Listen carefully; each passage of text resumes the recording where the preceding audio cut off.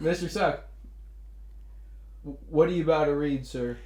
I'm reading the Civil Star citation. Please go ahead.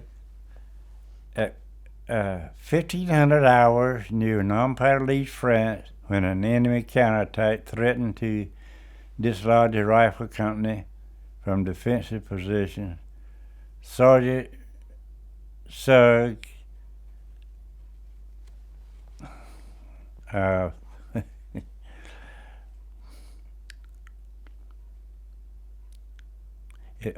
Sergeant Sugg advanced to a housetop position from which he engaged 5 enemy soldiers. And engaged them in a firefight. Although the pistol and rifle fire pierced his field jacket and helmet, it bounced from his helmet, Sergeant Sugg remained in his position and killed 3 enemy soldiers and wounded 1. 2. Yeah. Oh, hello, my name is Raymond Master Sugg. Where and when were you born? I was born in Princeton, North Carolina, December 23rd, 1923. So how old are you right now? Right now, I am 93. Do you feel like you're 93? No. How old do you feel? Oh, about 72. Physically, though, talk to me about what it's like to be 93. Well, I don't know. I can do a whole lot of things that I've always been able to do.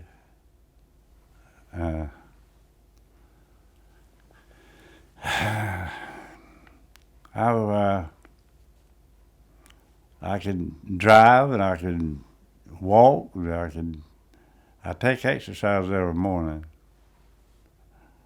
to get me going. Everything from breathing exercise to finger exercise, push-ups, and all of it. It takes me about 10, 15 minutes every morning. So I feel good. What branch of the military were you in during World War II? Infantry. What division, regiment, and company were you in?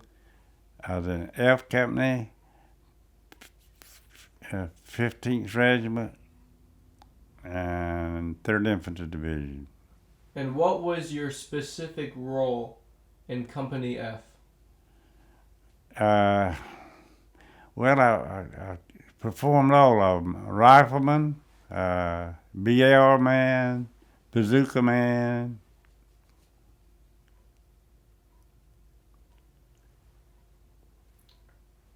Were you ever wounded? Twice.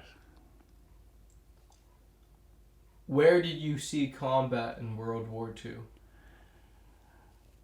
In Italy, France, Germany, Austria.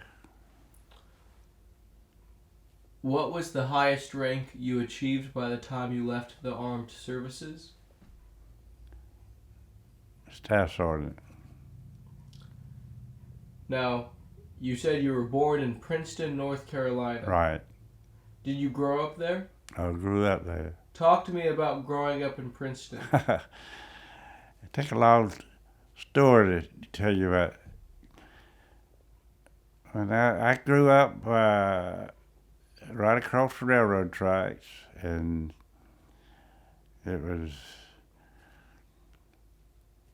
didn't have many had dirt streets and a post office and drugstore,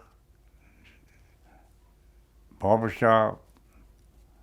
Had a lot of necessities. How big of a town was Princeton?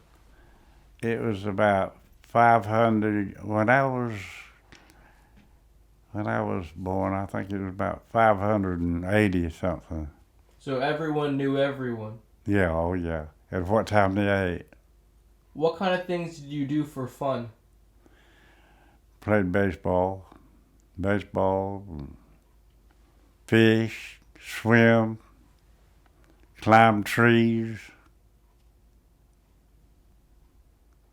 played Tarzan. Did you have any brothers or sisters? I have had one brother and three sisters. Did your brother see combat in World War II? He was he was a pilot on a flying fortress, and he was shot down over Berlin, and he was a prisoner for 14 months. What was your father's profession? He was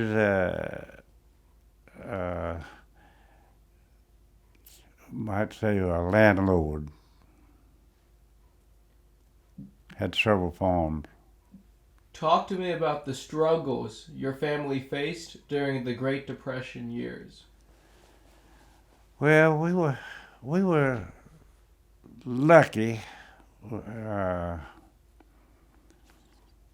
we weren't real depressed. We had food, and my daddy had tenant farmers, and he had a store of his own for them, and they would get what they needed, wearing apparel or eats, and he would keep account of it, and when tobacco and cotton were the main money crops, and when they sold the tobacco or cotton, they would come to him, and he would take out what they owed him, cause he had a little store just for them.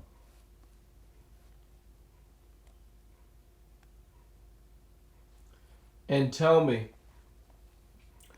when you were growing up, what were the first few jobs you had? Picking cotton and burning tobacco. That's the only way we made money. The farmers would come to town and haul us back out to the cotton fields or the tobacco patches. And well, I did some bean picking too. It didn't get paid a whole lot, but it was a whole lot for me. A penny was a whole lot to me. What could a penny buy you back then? What could you buy? We as children, we could buy suckers and candy. We had we could.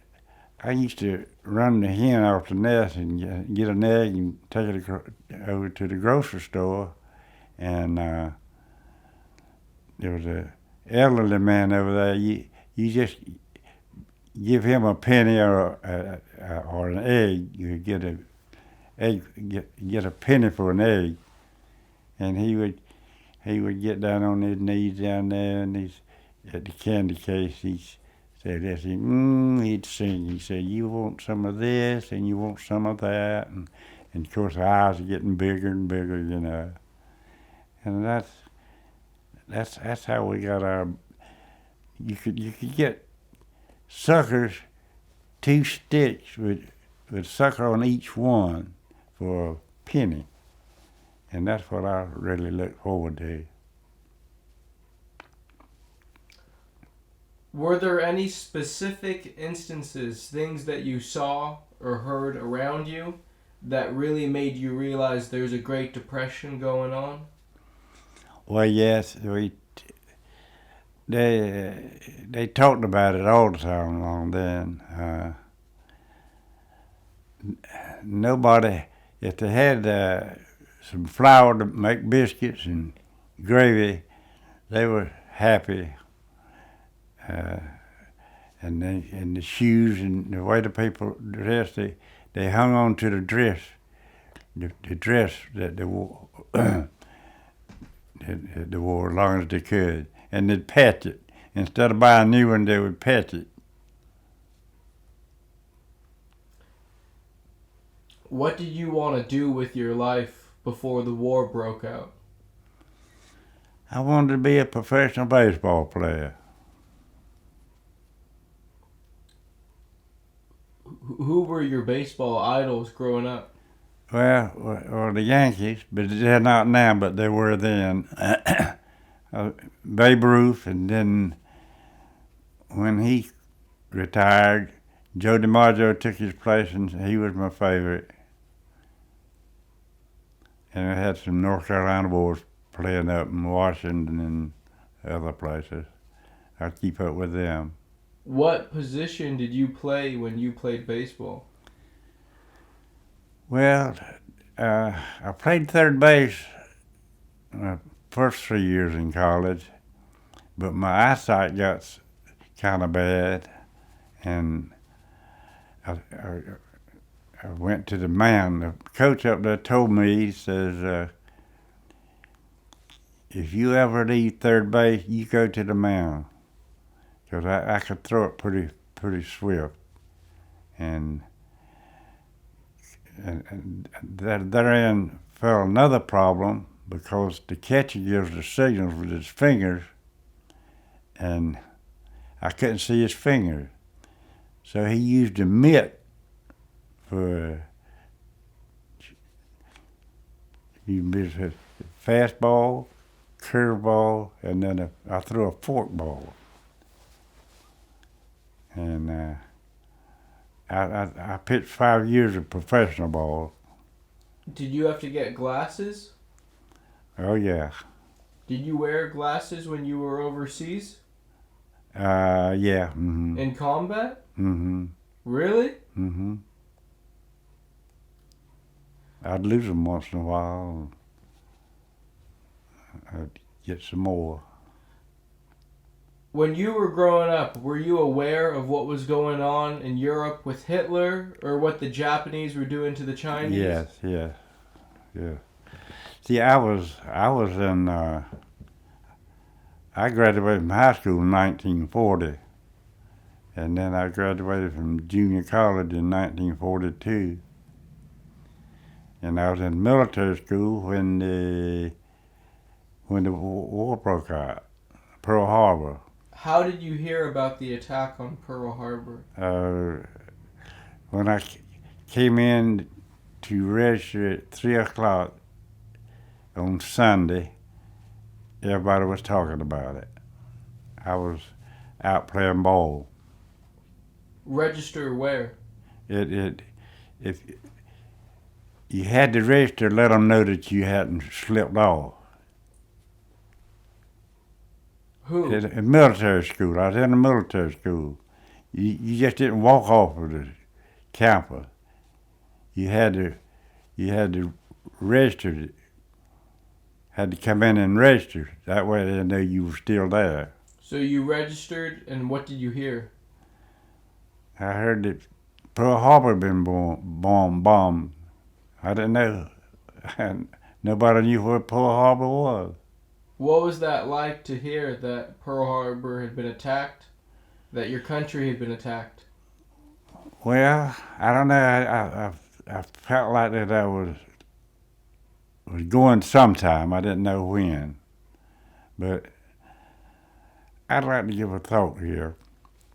I think every boy and girl that graduates from high school should spend at least 2 years in service.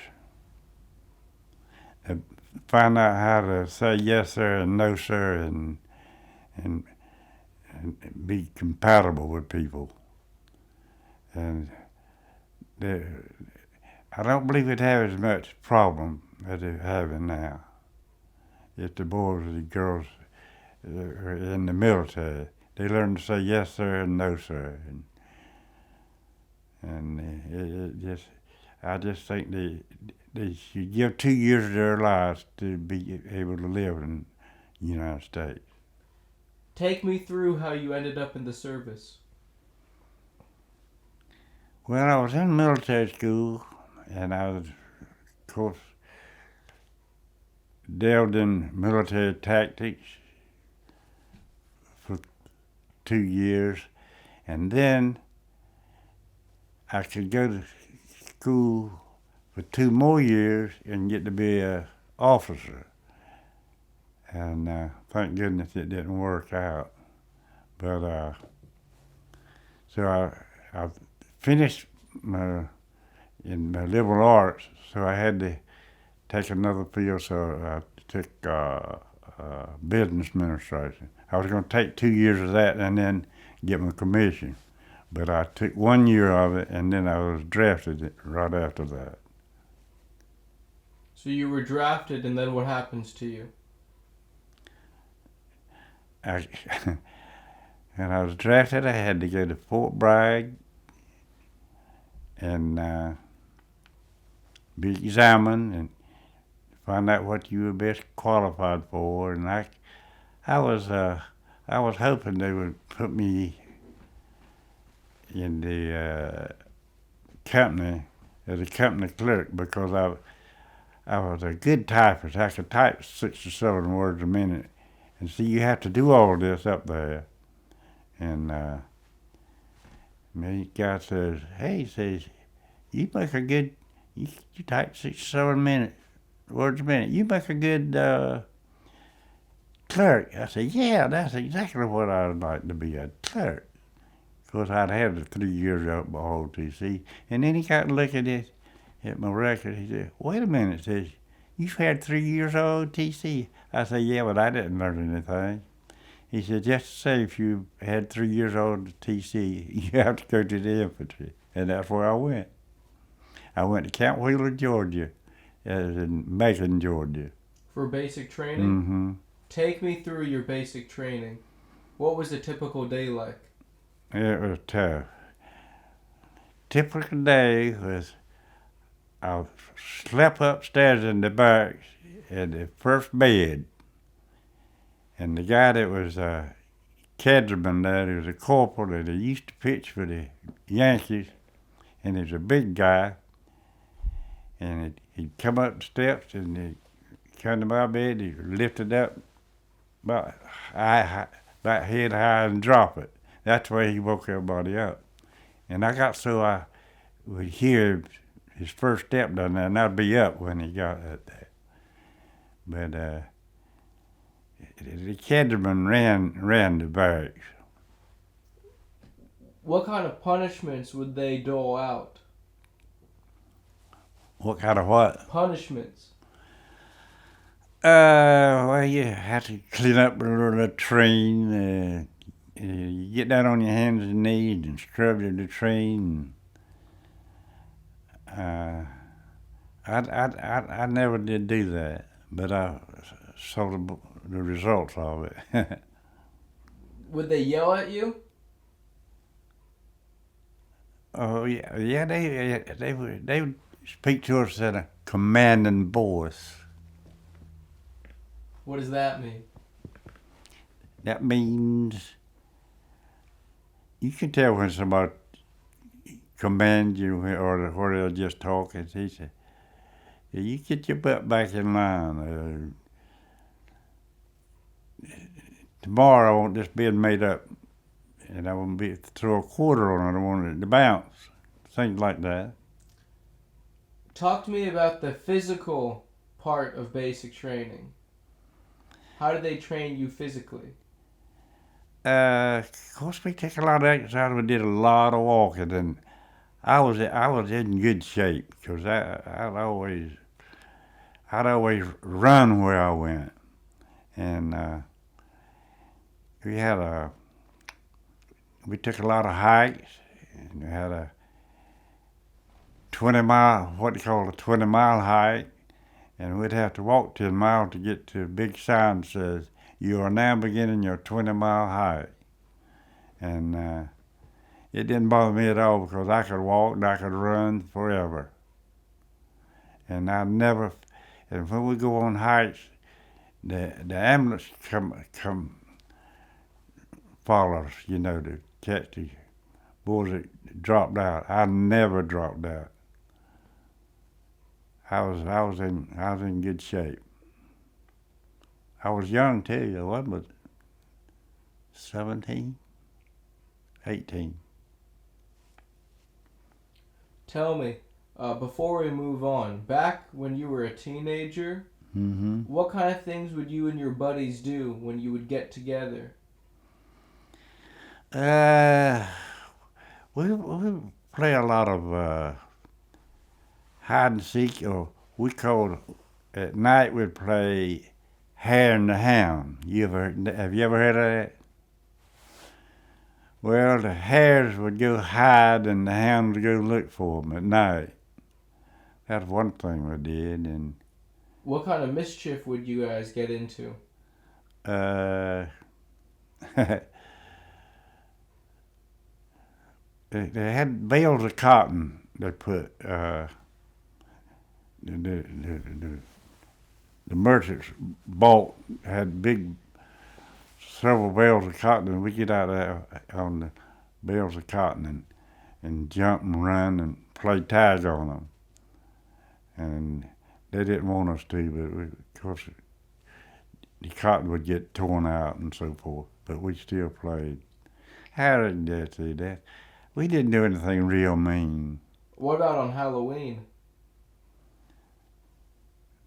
Uh, I don't remember. Would you ever soap any windows? No, Knock outhouses down? no. Didn't have, well, in town didn't have houses, but had them out in the country there. Ooh, got a bite. And tell me, did you go steady with anyone when you were growing up? Or did you date? I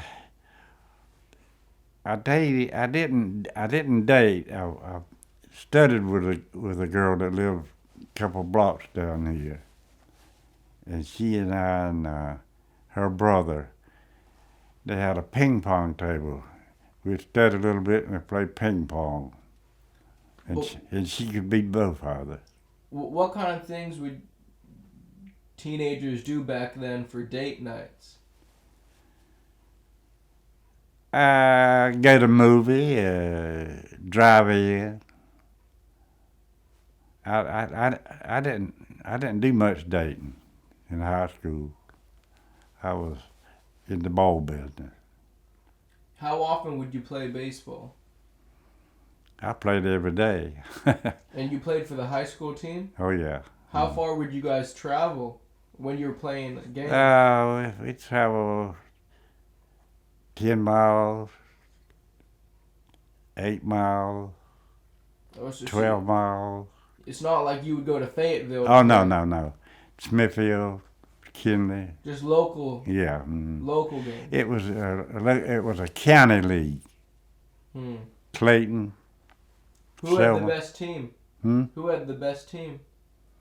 Well, we won it in 19.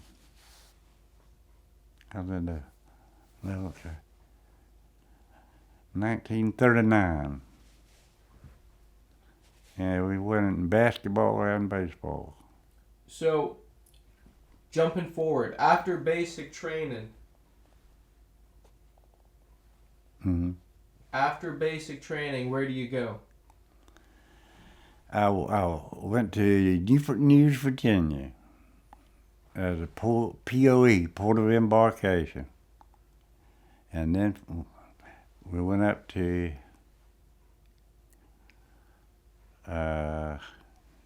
Maryland for 2 or 3 months. Then we came back to Camp Patrick Henry, Newport News, and that's where we left to go to come overseas. So, how did you get overseas? We took a USS General Anderson. It was a maiden voyage. We went to Casablanca. And we went without an escort because it was a fast ship and the submarine didn't bother. They didn't have to go in a convoy. How many troops were on the ship? Golly, I don't know. They were all replacements in the thousands because we had different colored meal tickets. They would eat when their number came up. And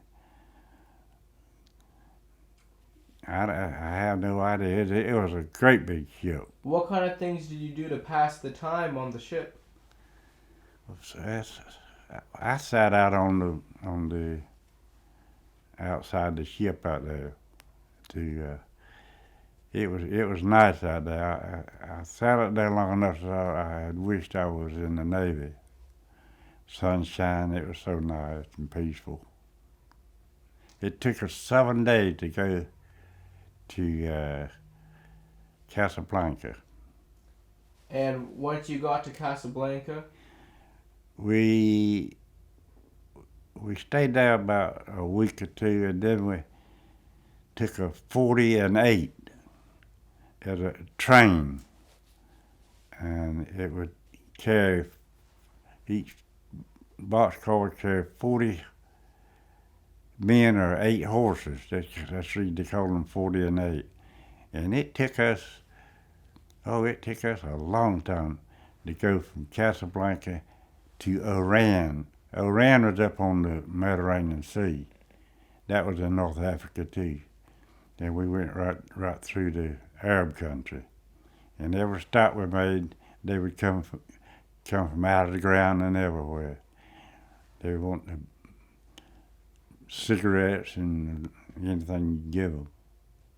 They lived in the ground. So we got to Oran, we stayed up there a couple of weeks. Then we took a British ship and went to Naples, and we learned to eat oatmeal. That's about all they would feed you. So we got down to Naples, and when we got to Naples,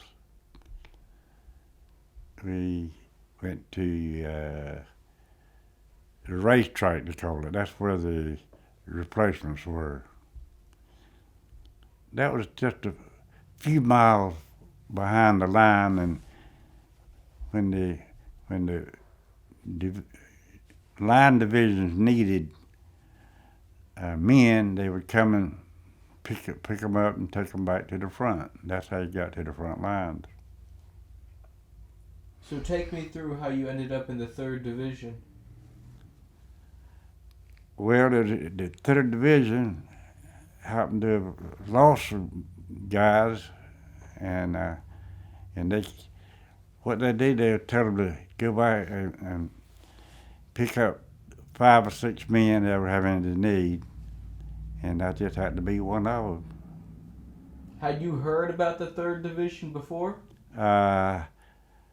Yeah, I had heard about the 3rd because they were in Africa.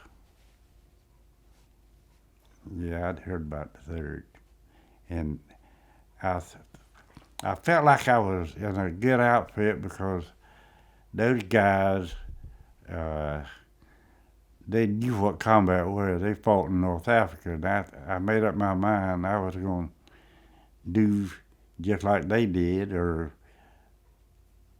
I was going to do what they said do, because they survived, so I figured I had the best chance of surviving that way. But one guy told me, he said, well, being in the infantry, if you're not killed or wounded in 2 weeks, so you'll lead a charmed life.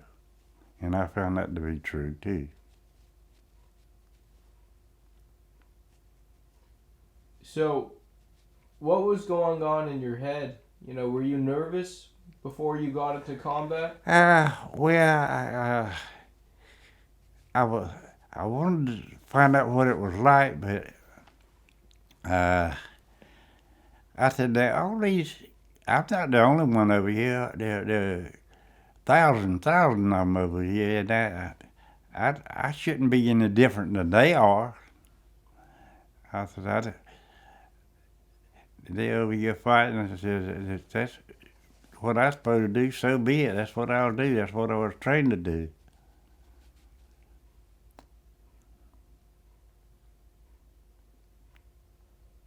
So talk to me about where the 3rd Division was at the time you joined them. They had just pulled off the line from the on the casino front down up above Naples, and they were to take amphibious training. So we took amphibious training, and they were all trying to guess where we were going, and we got on a ship and landed at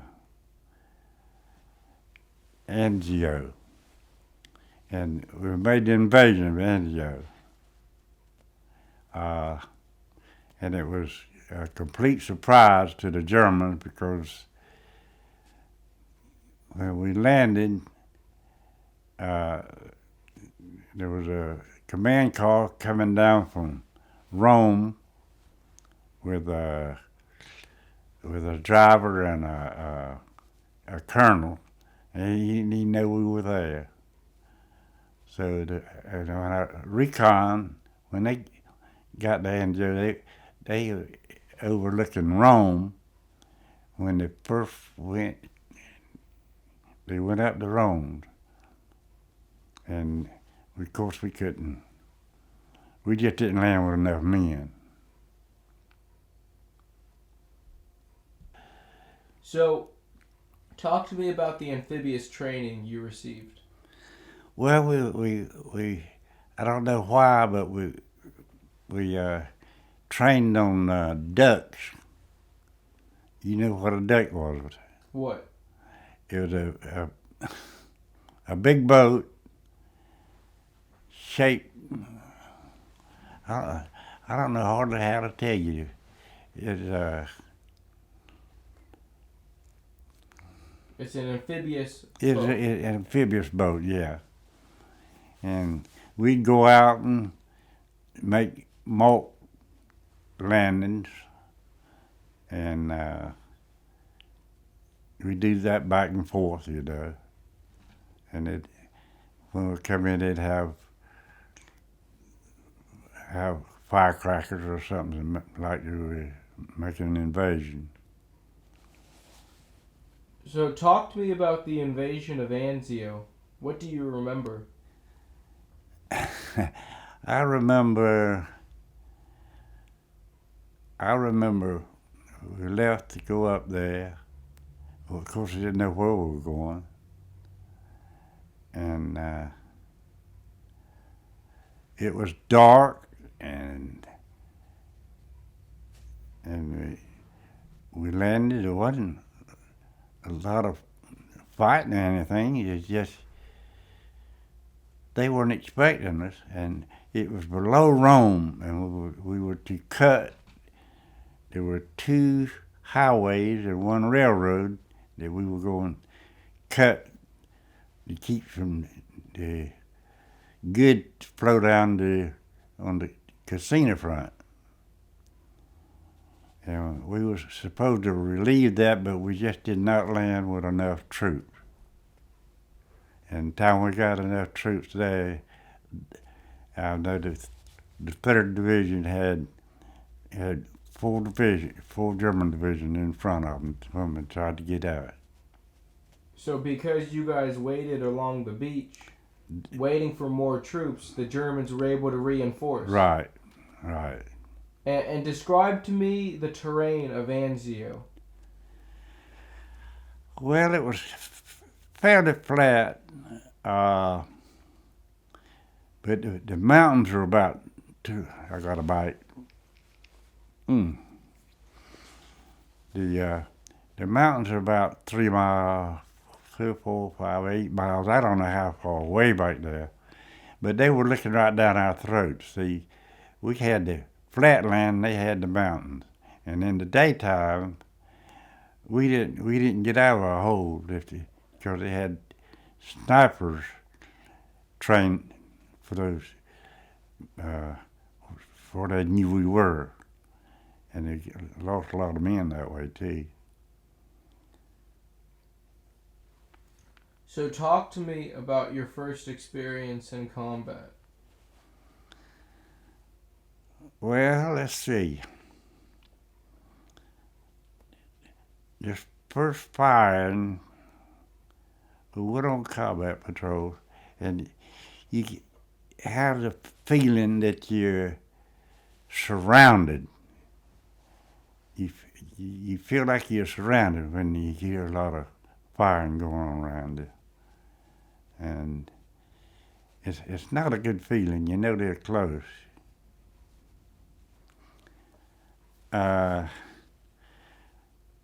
We landed and there was, like I say, I'm off track. You're talking to me about your first experiences in combat. Mm-hmm. Like I say, you felt like you were surrounded. And I don't know, everybody was just firing. I don't think they were firing at anything particular. They were just making a lot of noise. And I mean, do you just firing toward the enemy. I'd help dig him out of a house. A house was shot in on them. What happened? Tanks, the shells, the German tanks had knocked the house in on them. And I helped dig him out, and his lips was quivering. He wasn't quite dead, but I just saw him die. I held his hand. That was the first person I saw die. Were you in the house? Yeah. In the house, we were digging them out. No, were you in the house when it fell in? Oh no. He was. His lip turned pale. That's how I knew he was dying. I don't remember whether he was blonde or brunette or after he died, he was dead looking. Talk to me about what would happen to the bodies, the dead soldiers, after they were left out there for a while. They would pile them up. They would drag them all and put them in a certain place. And the dead detail would come along and pick them all up and carry them to the wherever they carried them, to the graveyard. Talk to me about your experiences under German artillery fire at Anzio. It was devastating. I was in a lot of German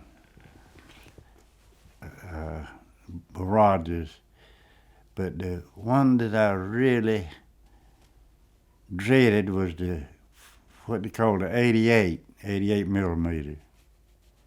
That was 88. You hear a bang and it's right on you, right then.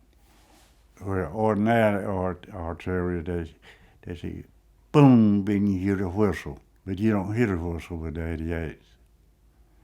They get there right now. You don't have time to jump in the foxhole. You mean 88s or mortars? No, 88s is artillery. So, describe to me, what's it like to have 88s going off around you? Put me in your shoes. Well, when you heard a bomb which bang, then you know you're around them, and you better get down in the hole. They don't give you any warning. They don't give the whistle. They don't give you the whistle. But they were tough. That was the best gun in the whole war. 88 millimeter. How would you protect yourself from the shells? Well, the first thing we'd do would hit the ground. I was always looking when we were going somewhere around the front line. I would always look to see where I would go in case I had to go right then. So I tried to know where I was going when the shells started landing. And what kind of damage could an 88 shell do? Like, how much of a radius does it have to damage someone? It did a lot of damage. It knocked out a tank. I don't know. It was a big shell. It would go right through a tank. And talk to me about your experiences with the German mortars. Well, they kind of flop in on you. You know, you don't hear it until just before they hit the ground, or unless you're close enough to hear them when they put the mortar in the tube. Then you hear a thump, and then you can look for it. So talk to me about a typical day of Anzio. Take me through a typical day of fighting at Anzio. Well,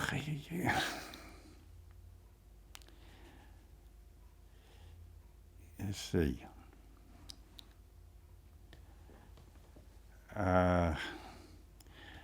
Just about every day was a typical day for us.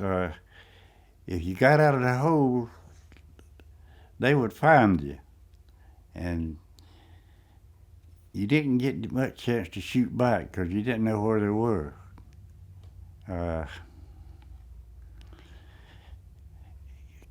Unless you're lucky enough to be in a house. Once in a while, you get in a house and fire out the windows and the back at the Italian house in the back there they had cement and where they kept the cows,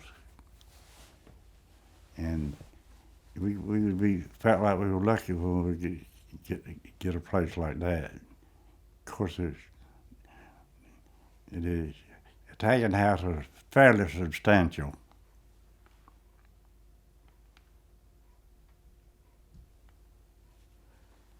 Talk to me about your experiences on patrols. What was the purpose of the patrols that you went on? Well, you have different types of patrols.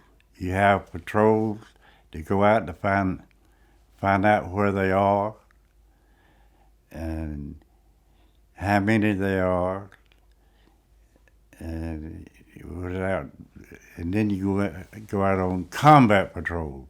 You go out on patrols for certain missions.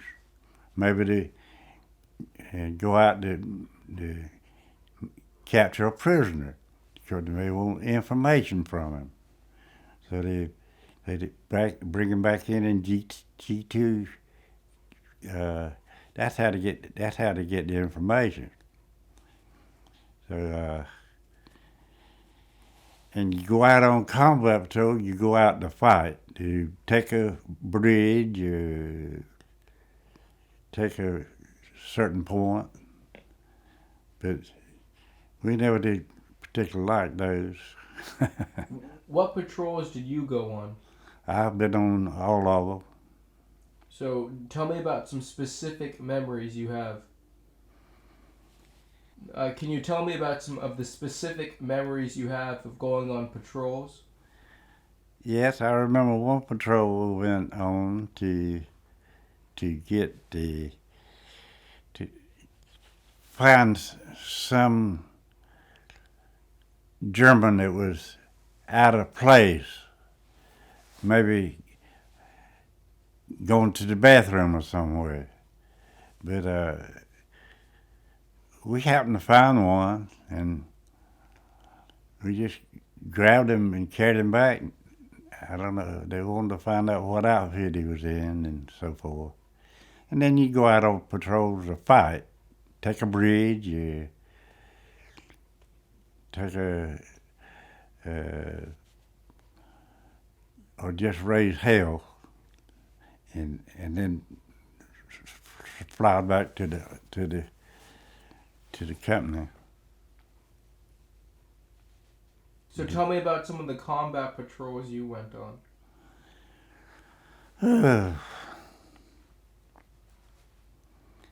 Well, we went to get a prisoner one night, but we didn't get him. We caused a lot of confusion. I mean, we you say they woke up the hornet's nest, and so we had to get back out. But I didn't go on a whole lot of patrols. We just did regular fighting. We didn't see some Jews that were around, and we tried to talk to this one, and then he hollered at somebody else, and then a whole flock of them came. We had to haul butt back.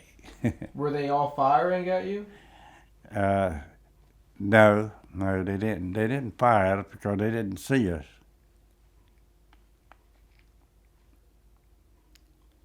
Talk to me about your experiences against German snipers. I was bazooka man for a while, and I did fire the bazooka at one sniper, but I missed him. And that's what we used the bazooka for, mostly for snipers and machine gun nests and things like that. Did you ever fire at machine gun nests? Yeah, with a bazooka. That bazooka, if you hit a tank, I never fired at a tank with it, but well, I did in a practice. But that bazooka makes a little hole in the tank, and then it gets on the inside. It goes all the way around inside the tank. I never fired at a tank. How did you end up having a bazooka? I started out with a BAR and a rifle and a rifle grenade. Whatever they needed, what we did. Pistols. I like the bazooka all right. Except when I was down in the coal marsh section, there's ice all over everything, snow and ice, and I slipped down and my lips touched the bazooka, and it just pulled my lips off. I mean, the skin off my lip. It was that cold. My mouth hit the bazooka. So, did you start off as an M1 rifleman, or were you carrying the BAR to start off with? I carried the BAR to start off with, but I got rid of it pretty soon. Why? Because there was a bigger boy came in. They usually get the BAR to the biggest guy, the biggest replacement that comes in. And what was the BAR? Browning automatic rifle. It was heavy, and it's just automatic rifle. I forgot how many rounds it hold, but it hold a lot. And you carried your clips in your belt. So talk to me about how the fighting would play out in Anzio. The Germans had the high ground, Mm-hmm. and you guys were in the low ground. Right. So did the Germans make their way to the low ground, and you guys had firefights? Once in a while, yeah, we'd go on patrols, and we'd run into a German patrol, and we would fight each other or run off from each other, and we ran into quite a few German patrols. When we ran into a German patrol, we would hide, because it depended on what kind of patrol we were. If we were a combat patrol, we'd fight them. If we were for another purpose, we would try to hide from them. Just general shooting. A lot of times you're up there shooting because everybody else is shooting. You're not shooting at any particular thing. Just making noise.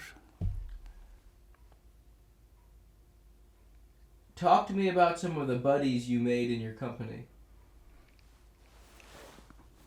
I had a buddy from Tennessee that we took basic training together. We went to overseas together, got in the same outfit, and we were together the whole time. And he got wounded the same time I did, and after the war was over with, I'd go stay with him, and he'd come stay with me.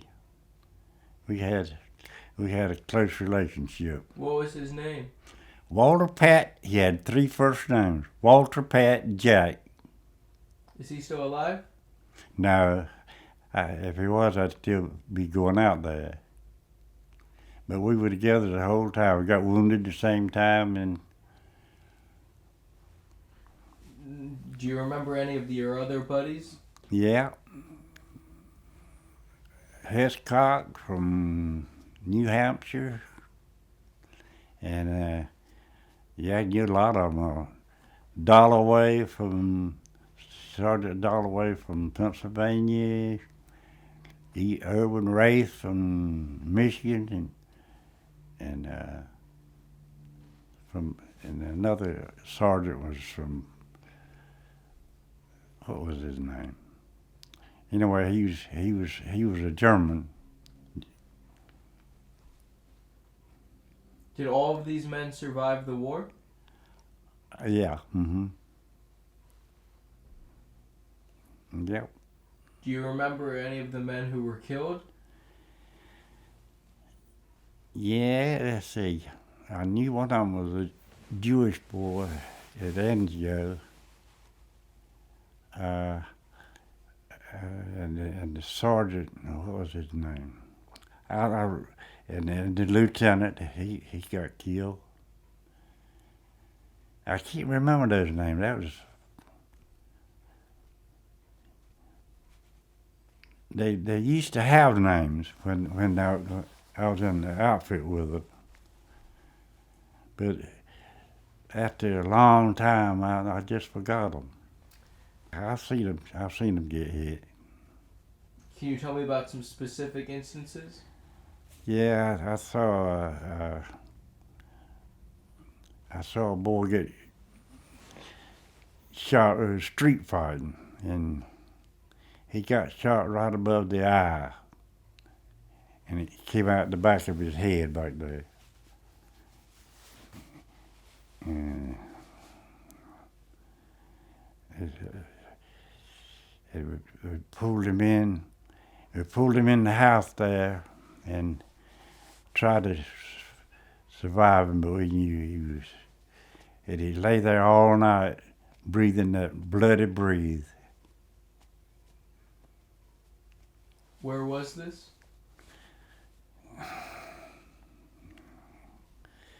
It was got so many places. It was in France. I don't remember where. I didn't know where I was half the time. Well, they just hit the ground. It's just it's sad if it's one of us. If not sad if it's one of them. Did you ever provide first aid to any of the wounded men? Yeah.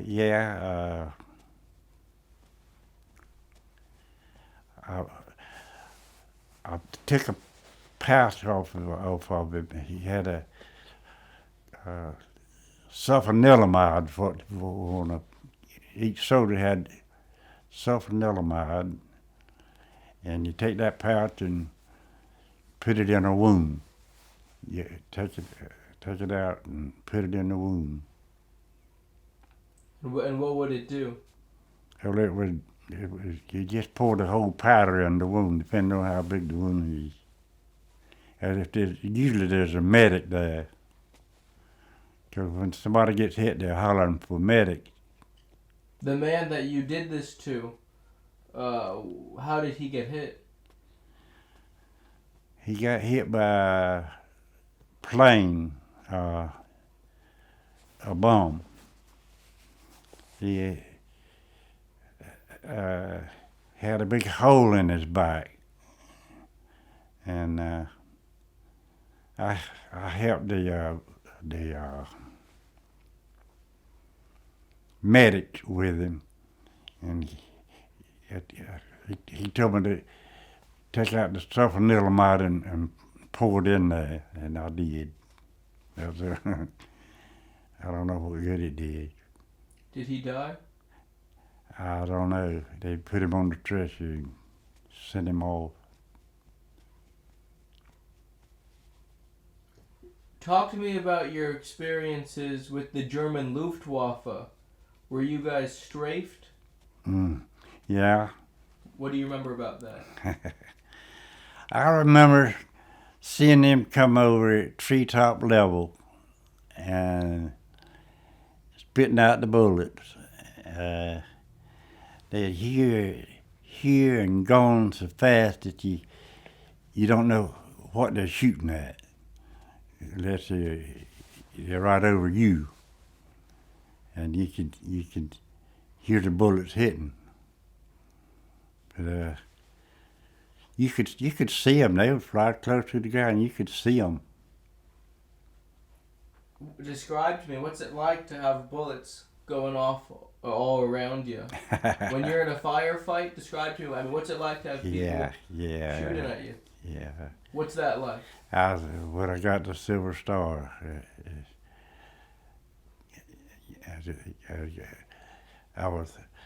I made a mistake. We were in this little town in France, Nampaliste, and take me through how you received your Silver Star, sir. Okay. I was in this little town, Nampaliste in France, and we moved in the yard, had a little yard out in the town, and we moved in the house, and we were there for a few minutes, and then we saw the Germans coming out of the woods, which was 200 or 300 yards away, and so the boys started firing, and the sergeants wanted me to go out to the Jeep and get the machine gun. He was going to fire the machine gun off the window. So I went and got the machine gun, and I was going to get my place to fire, but all the places downstairs was taken. So I had to go upstairs, and I was the only one up there, and I didn't know that until I got up there. And and I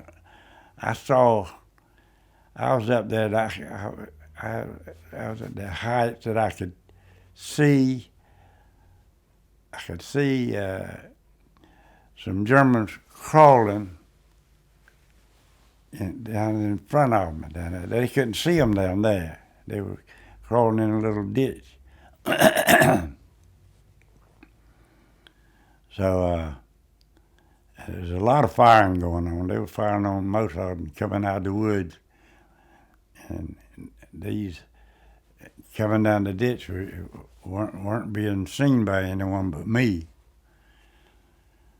So I started firing at them. And they started firing back. But I couldn't tell. I thought I hit 2 or 3, but the bullets got coming so fast that I didn't care where I hit them or not. But I was laying there and I could feel the wind of the bullets. I could feel them sneaking my helmet, and they were that close. And after all the firing was over with, there were 3 boys down on the ground there that saw what was happening, and they're the ones that turned me in. They said that they were crawling around to get around behind us, and they saw it all, and they're the ones that turned it in. So, and I've seen them get hit far away and up close too. I wasn't aiming at anybody moving out there because I could see them crawling. They had a little ditch they were crawling in. I could see them crawling in, and then they stopped crawling. You know, when they're all firing at the same guys, and you don't know what kind of damage you're doing. But those boys saw this. They wanted to know who it was that was up on the second floor, and they found out it was me, and so they put me in for the Silver Stars. They were surrounding us. Did you know that? No, I didn't know that. I just fired because it was Germans. About how many Germans were coming? They were all crawling. Oh, there were other Germans coming out of the woods, but these were crawling in a little ditch. I just fired at them. I didn't know where I hit them or not, but those boys said I did. No, I'm saying, would you fire at them? Oh yeah, I tried to hit them, yeah. No, I mean, did you fire at them while you were out in the open? Oh no, I was up on the second floor. I know, so after you would fire your rifle, would you duck down and then go back? Oh yeah, back? yeah. Or did you stay up there just firing? No, I dropped down and went back. So describe to me, what's it like? Oh man, it's like you're not gonna make it. You really felt that? Well, I really did, but I was already committed, and I couldn't get out, so I had to keep firing. So the firing that was keeping you pinned down, where was that coming from? The woods? I think so. I don't know where it was coming from, but it was something coming from somewhere because I had a helmet where it had been hit, and I could feel the bullets. You can feel the bullets when you come close. How close were the Germans? I don't know. They were 45, 50 yards. The ones are crawling. Now there were others coming out of the woods. Are you a religious person? Yeah, absolutely. Back then, were you?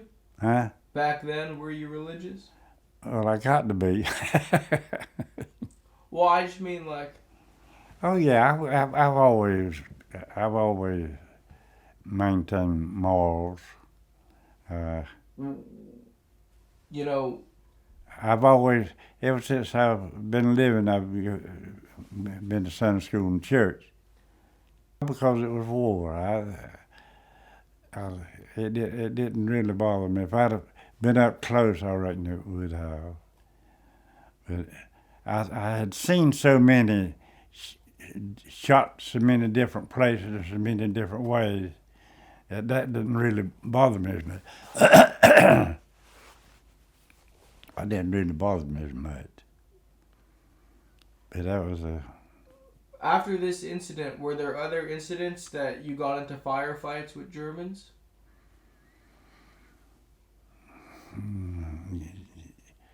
Yeah, down in Colmar, we did a lot of firing down there. What do you remember about your I experiences? remember, see, it was real cold and it snowed on the ground, and we wore capes. And every time you walk, your cape is zip, zip, zip, or run. And your gun would freeze up on you once in a while. Some boys had to pee on the guns to get them operating. We had for Audie Murphy got his Crystal Medal. We were not 100 yards from him, and there's just a lot of firing going on, and you didn't know where it was coming from. When you hear a bullet pop, you know it's up right over your head. At Anzio, when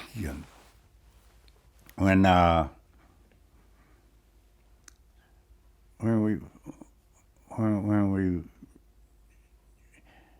went out and headed the company, and we got fired on.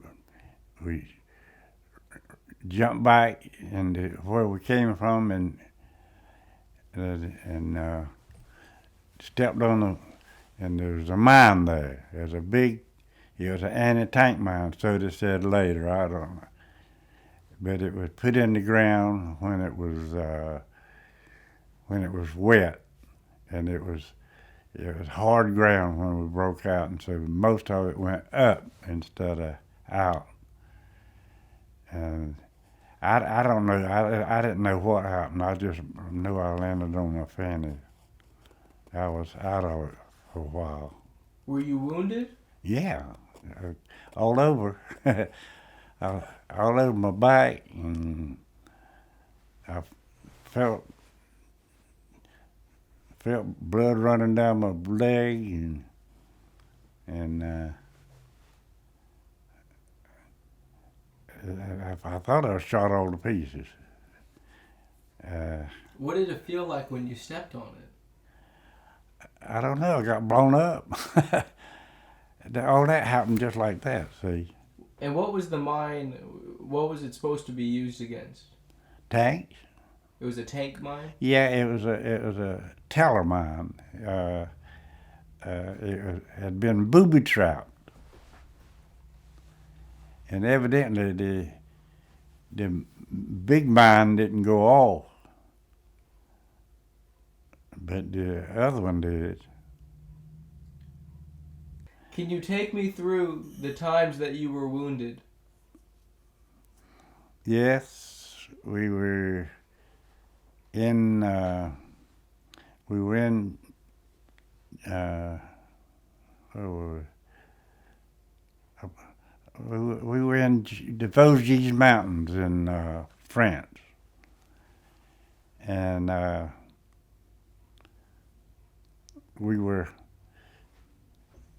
boys were crossing the river, and we were up on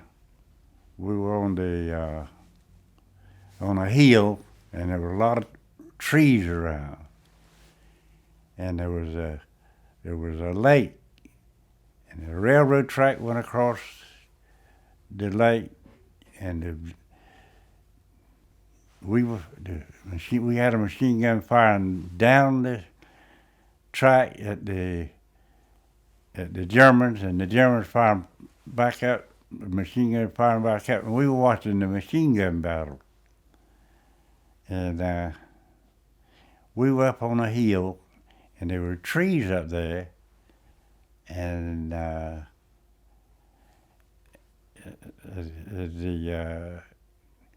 all of a sudden, evidently, the Germans must have seen us up there because they turned those machine guns on us, and a bullet hit the house. We were up there at the house. The bullet hit the house and lodged in my leg. So the bullet was just about spent when it lodged in my leg, but it bled, and I had to go get it cut out. What? So it could have been worse. What kind of things would the severely wounded men, what kind of things would they say? Or they'd pray. They would pray and talk to the mamas and daddies, and they were wondering if they knew where they were, if they were wounded or what. And they knew that they were going to find out that they were wounded. What does shrapnel do to a man? It burn you. I was burning all over my back and legs, and I had my machine gun. I had a canteen of water on my left hip, and it was water running out of that with the blood. It was just, it got my, I had a piece of canteen in my leg. Metal. Mm-hmm. From your canteen? Just a little piece. It wasn't. I was just bleeding. I was bleeding all over the back. How would you guys go about taking out a machine gun nest? Of course, we'd try to surround it. Get a diversion. And attacks from different directions. We had more than one way to do things, and you had to be careful about your friendly fire that's firing from the other side. A lot of times when we street fight, we wind up fighting one another. They would say, "Hey, we are GIs over here." You can tell by the bullets and the guns who they belong to. But when you get all mixed up, both of them fire, and then you're not sure. So how would you guys go about house-to-house fighting? How would you take a house? Well, we'd try to surround it and find out where the fire is coming from, and then work on that, and wherever we took the place that was available to us. Sometimes you couldn't get that place, so you have to back off.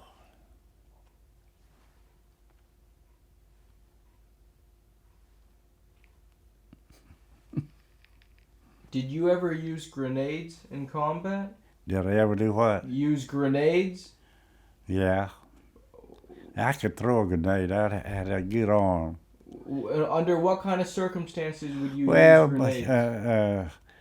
take a sniper, machine gun nest, and they'd give me the crack at it because I was pretty accurate with it.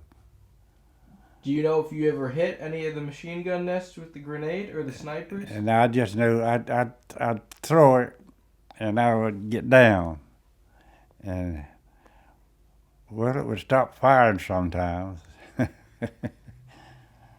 And Then you figured you'd hit them? I would think so. I don't know. How far would you usually throw them to get into a machine gun I could nest? throw a hand grenade from home to second and further. I had a good arm. Did you lose any close buddies? Were there any friends of yours that were killed that you were buddies with? Yeah, a lot of them, yeah. But most of them didn't really stay with them long enough to learn them. I did learn a couple of boys from Philadelphia. One of them was he tell me how they used to go out and steal cars, and they lived a tough life up there. And he was killed? Huh? He was killed? Yeah. Mm-hmm. What happened? Ralph Matola. A sniper got him. He's a little Italian boy. How old was he? I would say, he's around 20, 21. How old were you? About the same age. I was drafted when I was 19. It was about 20, 21. A lot of us were. And then some of us were old heads, like the boys that fought in Africa. Were there ever direct hits from artillery onto American personnel? They were, but I didn't see them. I saw the results. What were the results? They were scattered everywhere. They were. Their remains. They just obliterated them. Especially for 88 hit them. How close did the artillery get to you? It got pretty close. I've been in artillery barrages. I was in one on the Siegfried line, and the artillery led on the side of a hole. They knew right where we were, and they were dropping them in on us. What do you remember about the fortifications along the Siegfried line? They were impregnable.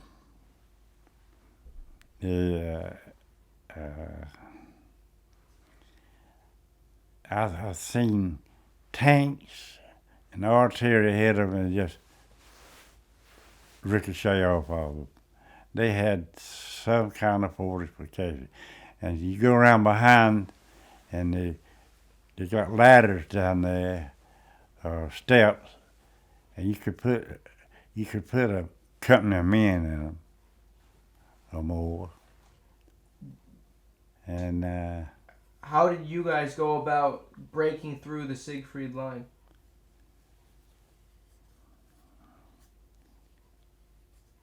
Well, we were lucky in that they didn't have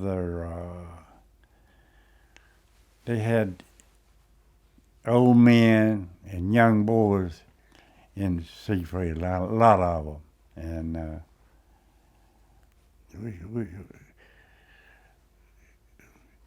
we could, if they wanted to, they could have stayed in there forever. As long as they had ammunition. They sent us down to. They only sent one squad. I don't know, never could understand that. But the lieutenant went with us, one squad, and we went to the Siegfried line. The intelligence said there was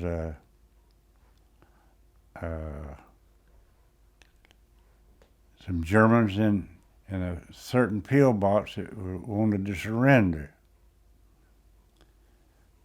So we got there. We came down to Siegfried line, and then we crawled. We dug a foxhole, and we crawled back up to the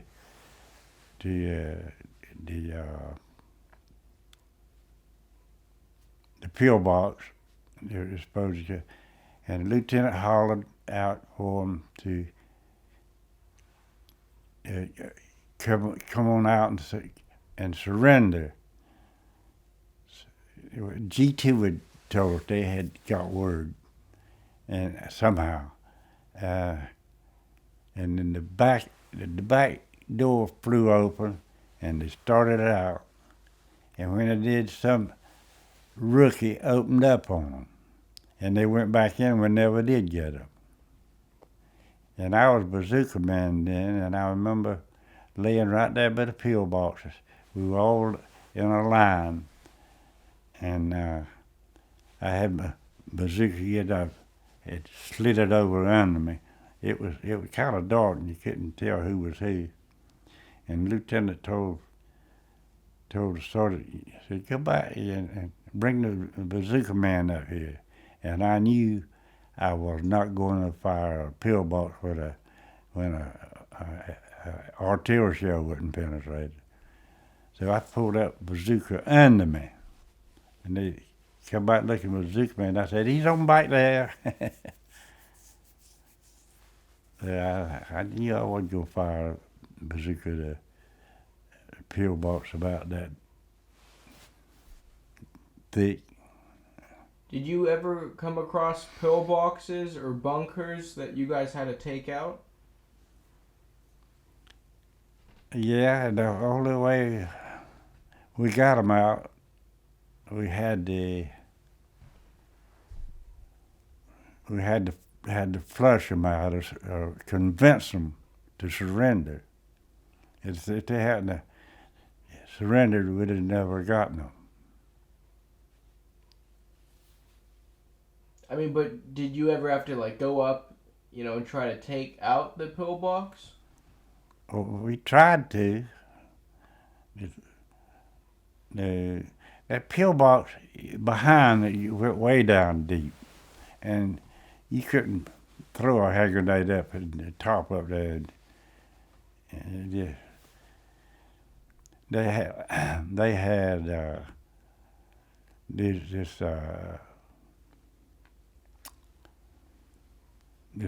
this explosion that they would throw in the pillbox. That would get the ones in the top, but that pillbox went on down in the ground. I was surprised. We took one pillbox that there were men from 3 or 4 different companies were in. I mean, Americans. I don't know how we got all together that way. Either they got there first, or we did, or we got there together. Did you ever go souvenir hunting?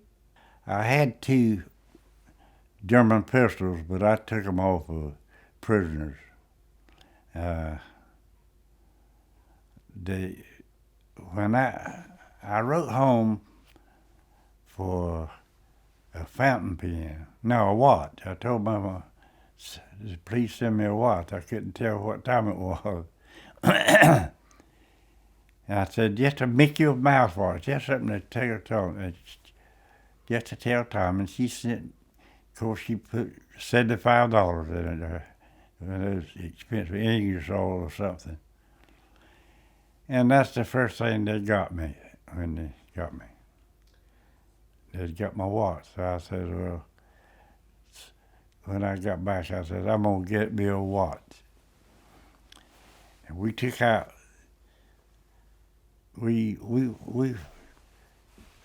artillery walked us to this town, and they would stay just a little ahead of us. And when we got to the town, there was a real long, big building there, and all the Germans had gone in that building, and they had hid in that building. And when we got them out, there were 71 prisoners we got out of that house. And I went right down the line, and I said, I'm going to get my watch back. And I got several watches. Wait, what happened to your watch? They got it off of me. How'd they get it off of you? When they got me prisoner.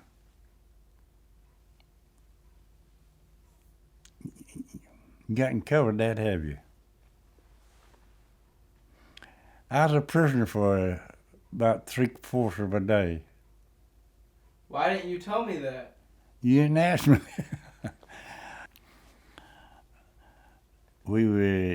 It was in February, at Anzio, and we hadn't been up there long, and the Germans started an all-out attack to push us back in the ocean. And we held them off for a long time, but they came at us that morning. I mean, from everywhere. Everywhere you look, you saw them. And they just flooded us, and they overran us.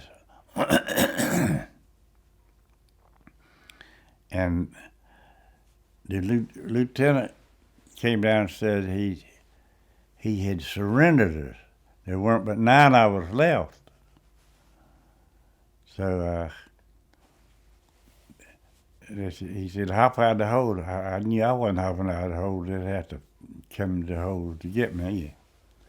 But anyway, they did. They got 9 of us, and they carried us back to the battalion CP, or the company CP. That's captain.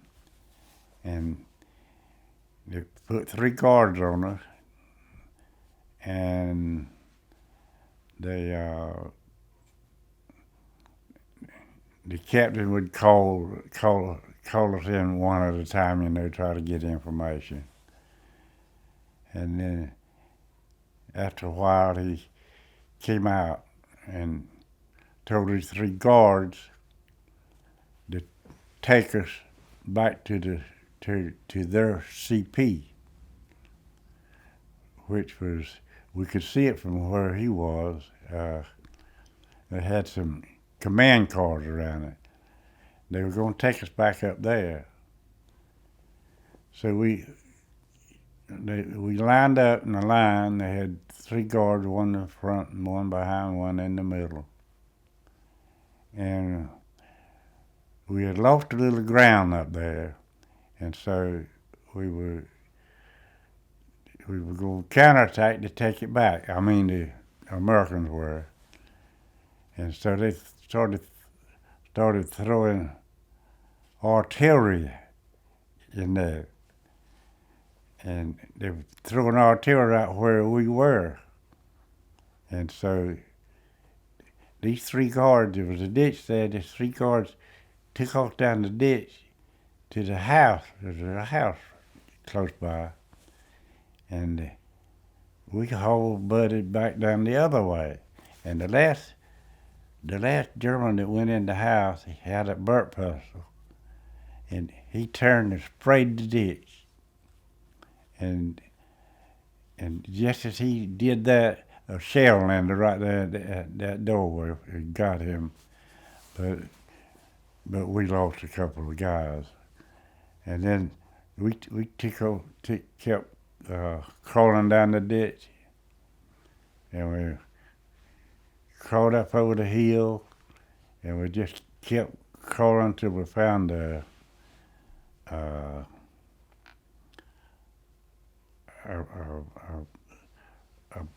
place, water place that had lilies and all in it. So we got in there and pulled the lilies over our heads. And we stayed there. That was down here. There was a hill up there where the Germans were walking by, and they stopped and they'd eat and throw cans in the water, not knowing we were down there. But they finally walked on, and then we were waiting for dark. It was not long before dark, so we got the dark.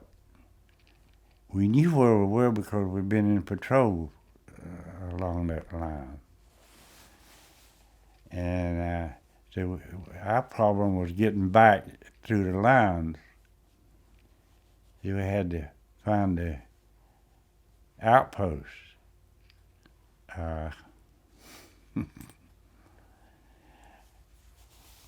See, when you're on the outpost, anything that moves, you shoot.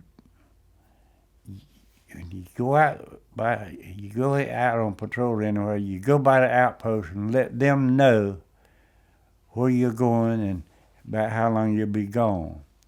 So we thought we had a problem of getting back till the lieutenant was with us. He had them too, and we'd been over in that neighborhood patrolling, and the lieutenant says, "Do you know Lieutenant so and so?" He said, "Yeah, he's our lieutenant." So he said, "Well, I'm so and so," and that's how we got back. They found out from the lieutenant what his name was, and it wasn't about 7-8 hours. So it was never reported. So you mentioned that some of the men that you were captured with did not survive? 2. What happened? They were killed by the German that started in the house and saw us running down the ditch. So he sprayed the ditch. And as he sprayed the ditch, he hit a couple of us. You saw them get hit? No, I was running ahead of them. But the lieutenant said they were killed, and we had to leave them. But then that when you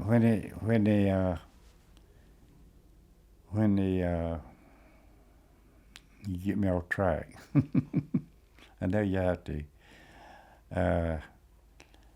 The guy, before he went in the house, the German, he sprayed the ditch that we were in. He saw us going the other way. He just sprayed the ditch. And then about the same time, a shell landed right there where he was and blew him up. And so that's where we went. Mr. Sugg? Yeah. What do you remember about the breakout of Anzio? I remember that I got blown up by mine. Let's see. Was that on the same day as the breakout?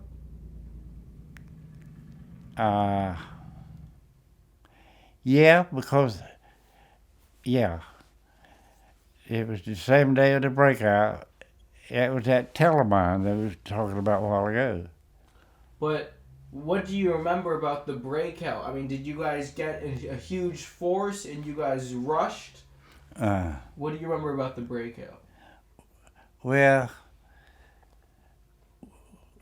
a little running, a little walking forward.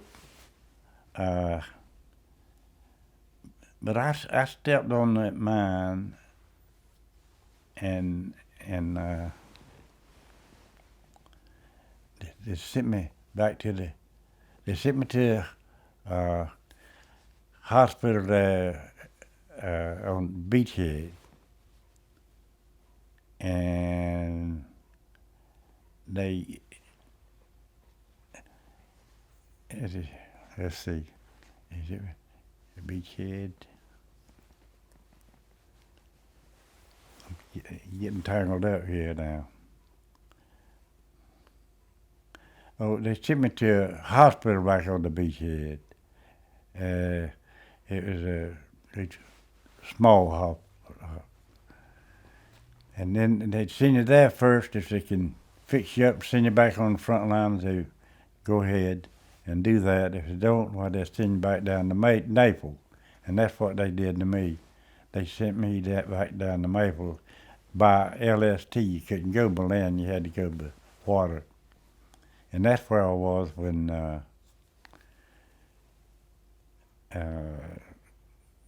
they broke out, and got word that my outfit had really got clobbered. I got it in the 3rd Division book down there where that happened. When you rejoined the outfit, where were they? They were in Rome. No, they were just before going into Rome. And what do you remember about your platoon? When I got back, the lieutenant and all the sergeants and there were seven guys left, and there were 2 P-40s. They were American planes that got them, and landed right in the Jeep, and right where they were. And one old boy from Alabama told me, he said he saw they were American planes. Said he didn't pay attention to them. He said they started strafing and bombing. He said he went upside the mountain. He said, I don't know how I got up there, but I did. Hey. So wait, how many men from your original platoon were left? There were 7. 7 that I knew. And how many were in a platoon? I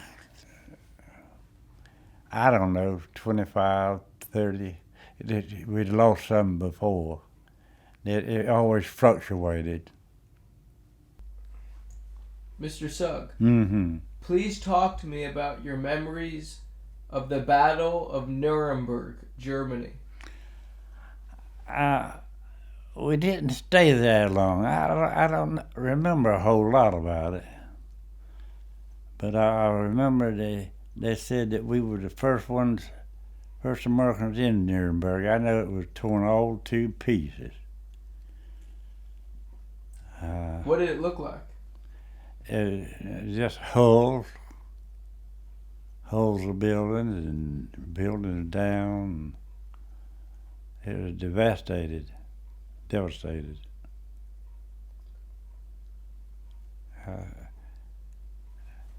I don't remember a whole lot about Nuremberg, except I do remember being one of the first ones in there.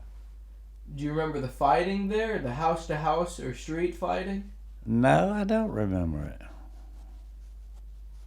I don't know why, but I don't remember it. What do you remember about the fighting in Epinal? Epinal, I remember the fighting, but I don't know what town. I remember Epinal, and I remember Vesoul, and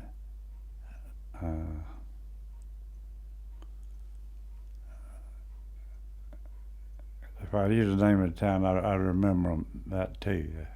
There was a lot of fighting in the Vosges Mountains. Mm-hmm. The Vosges. Right. What did the Vosges Mountains look like? Snow covered. I remember one place They went up in a house, and the window that was down in the house, and you go out the window, and there was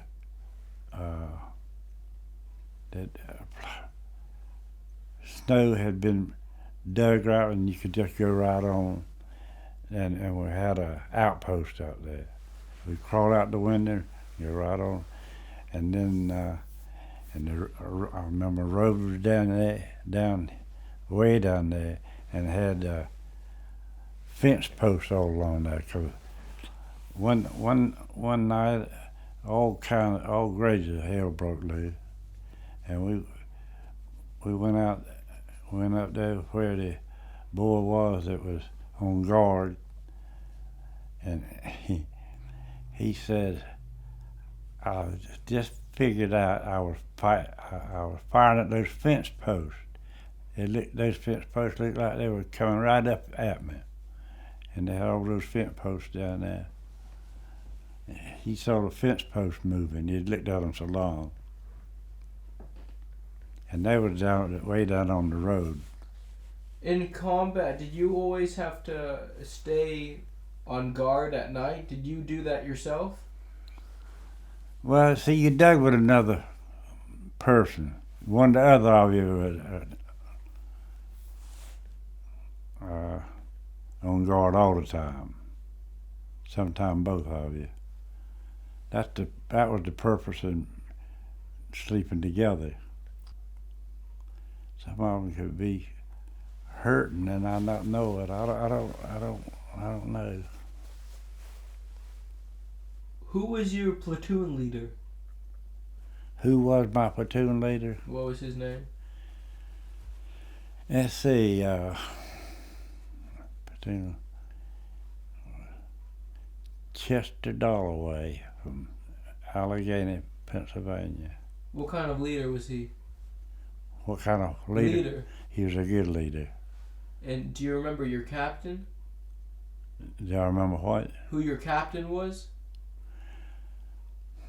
No, because the lieutenants and the captain just didn't last long. I remember one at Anzio, but I remember he was Jewish, but I forgot his name. I remember a lieutenant they used to, a heck of a nice fellow. He was from California too. I heard from him right up to the left. What was his name? I don't remember his name. Some names I remember and some I don't. Were there times that you saw men set off landmines? I know you set one off, but did you ever see other men step on them? No, I saw them right after they stepped on them. I've never seen anybody step right on them. The damage is done to their legs and feet, and sometimes hands. What kind of places would the Germans put the mines? Where they thought you would be, and they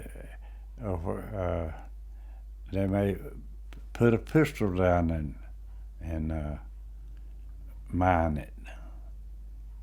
They did things like that too. They knew we were souvenir hunters. So they put that stuff down there and blow up on you. So are you constantly looking at the ground where you're stepping? I've tried to, yeah. If it's, well, maybe where they had been or they just left from, but ordinarily I wouldn't be. I got so doing that. I always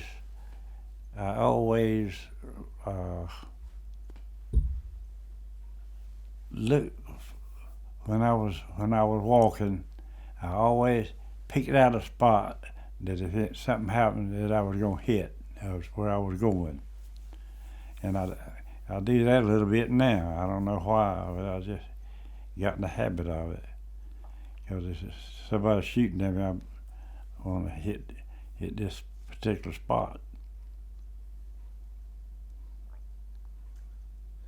And tell me about your experiences under.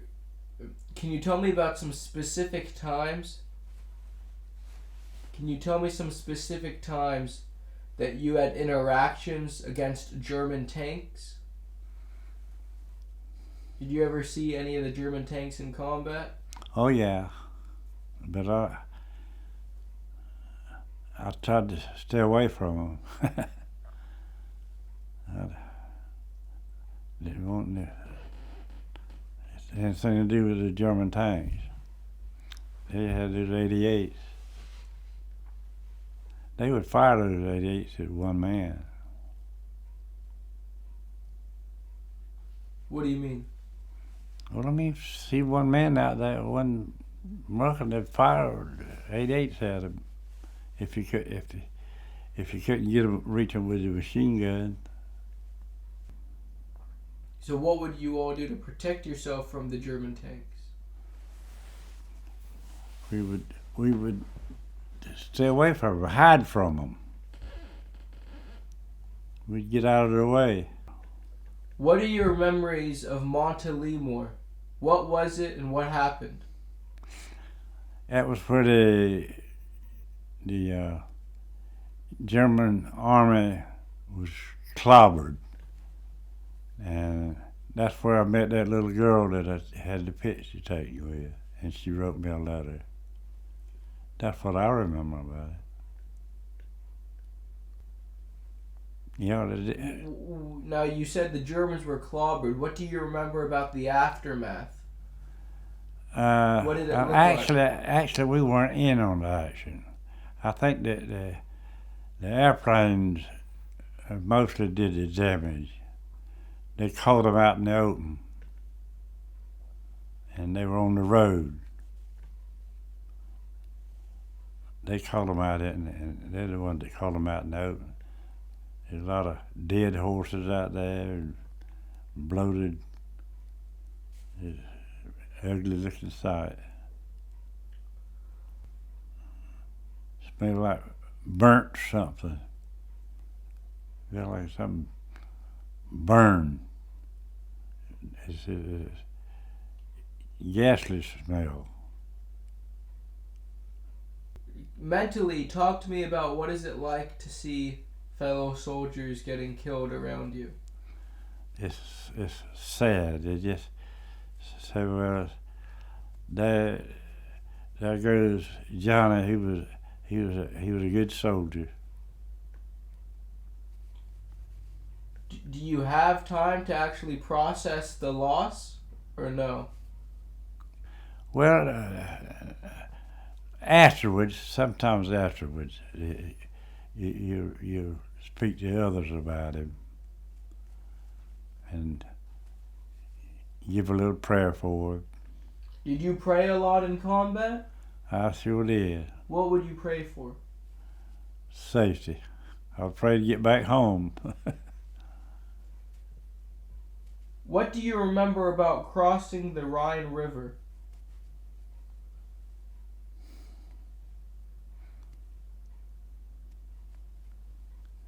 I remember it was a wide river. I think it was a broad river.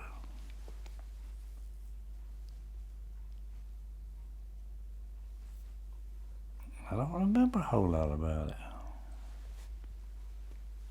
Do you remember the fighting in Munich?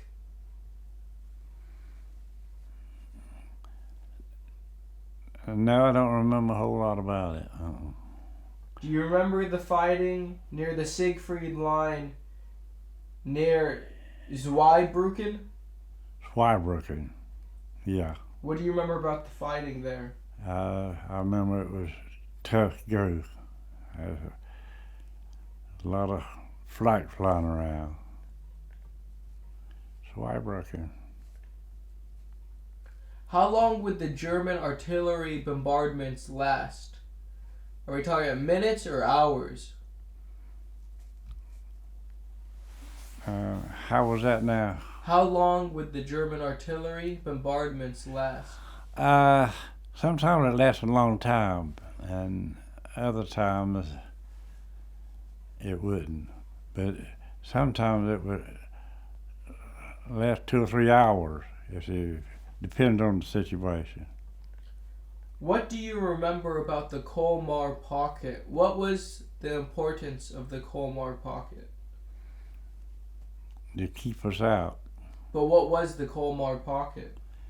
It was just a place where we fought. That there was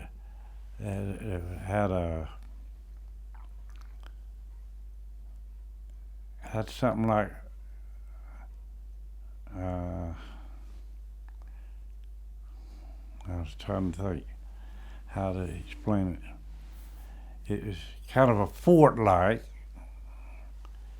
and it was hard to get into, and they had to blast their way in, but the other regiment did that. The 30th, I believe, 30th Regiment. They had that job. What do you remember about the Mussolini Canal at Anzio? What was that? It was just a place they called Mussolini Canal. It was a wide place, and it was a canal. That's all I know. I know we would talk about digging in the Mussolini Canal,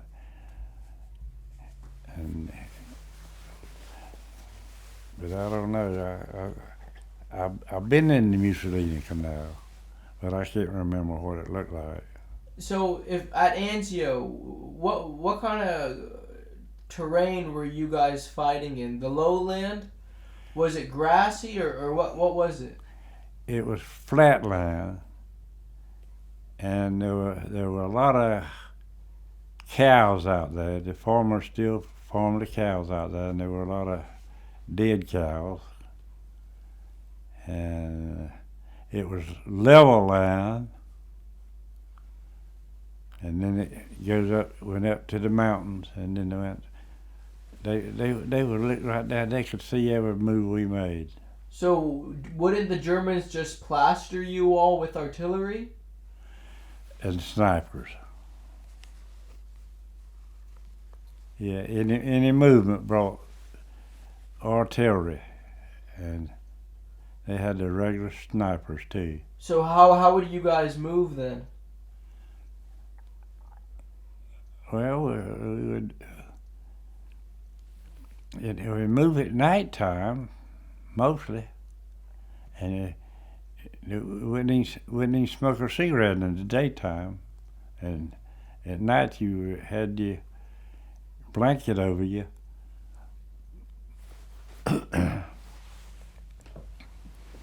But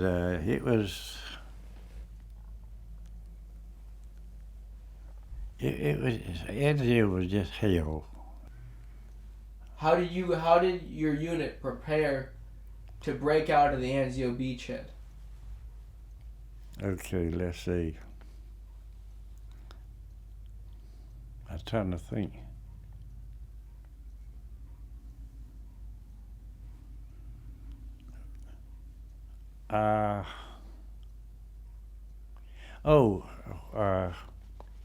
We had a big push. We had taken us. The 34th Division came and took us place, and we went back into the woods to get training and get our legs back. We lost our legs laying in those foxholes, And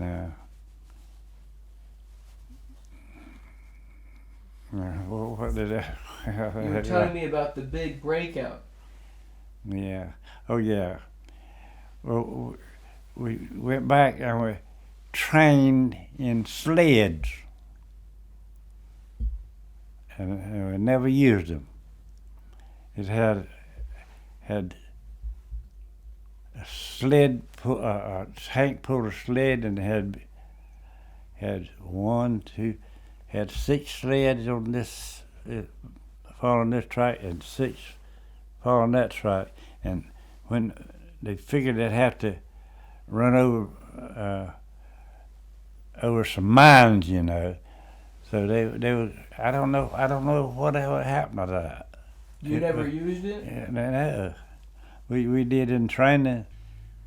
I remember we moved in position. We took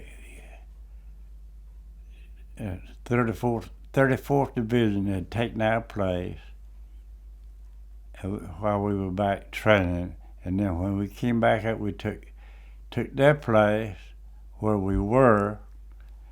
And I remember moving in the lines that night, and we had a lot of machine guns lined up back there, firing machine gun bullets over our heads. And the next day, when we broke out, when we took off, that's when, let's see,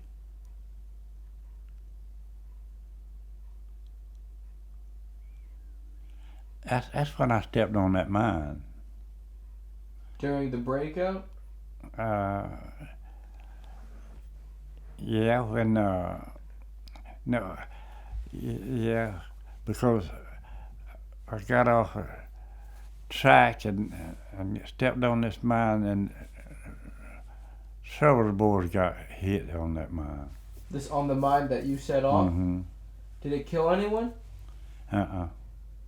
But they tell me I was the one least hurt. So they hurt pretty bad. Why'd you go off the track? A machine gun got after us. I just ran, and I just stepped on the mine there in the ditch. And once you stepped on the mine, what happened? They rolled me over on my stomach, and they had that mine had burst my canteen, and the medics fixed me up and sent me to the hospital. When you stepped on the mine, were you thrown into the air? I don't know where I was thrown. Were you knocked out? I was out, yeah. Oh, so you were unconscious for a while? Yeah.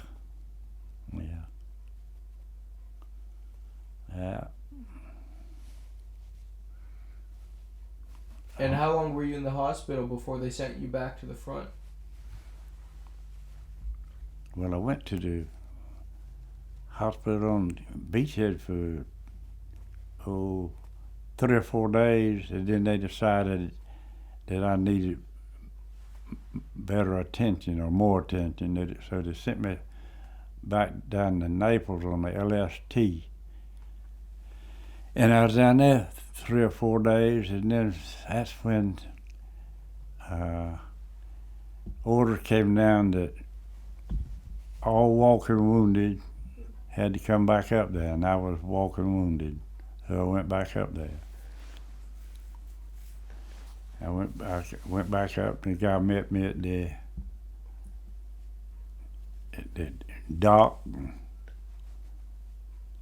Kirby. That's when he was gonna carry me up to the outfit, and we got to where, I believe I told you this before. We got to where the outfit was. They were in a field, I told you when I talked to you a long time ago, I believe. In other words, they were in a field, and we were waiting for them to come out, and they were going to leave me with them. And as they started out, this airplane came over, Big Check Charlie, and we heard the plane, and we knew it was Germantown. You could tell it was sound up there, whether they were American or German. And when those boys were coming out on the highway from the patch field they were in, we heard the plane and we knew what it was. So we got down and got in the ditch. We found a culvert. We got under the culvert, in the culvert, and it was those planes dropped these butterfly bombs. They just come down. They just open up and they just fall every which way, and they landed right in the middle of where these boys were. I mean, they were coming off out of the field onto the road, and they dropped them right there on the road. And right there where we were under the road, and boys are just hollering, and that was a sad time. It was smoky and smelled like death, and I don't know how many got killed. Well, a lot of them were killed from the bombs? Yeah. Well, they had little butterfly bombs.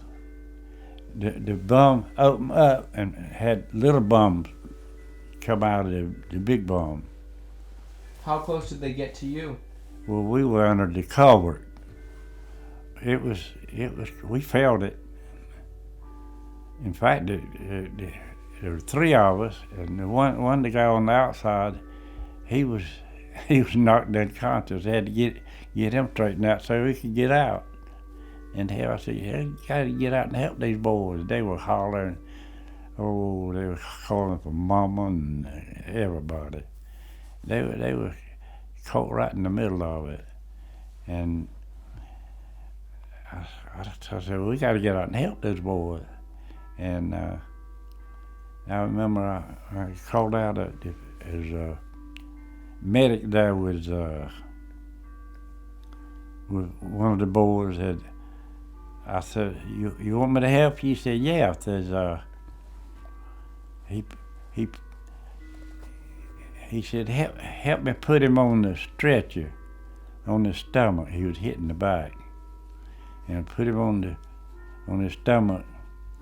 He said, now I'm gonna pick up the front now, and you pick up the back. But he picked the front up before I got to the back, and that blood ran out of that big hole all over me. And so I had to change clothes.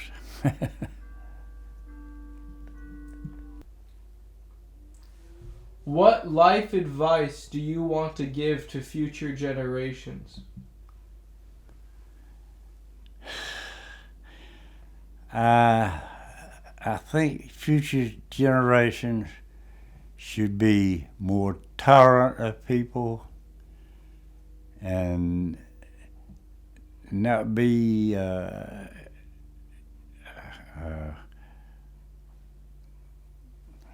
not be critical all the time. Just try to look at things the way that somebody else looks at them.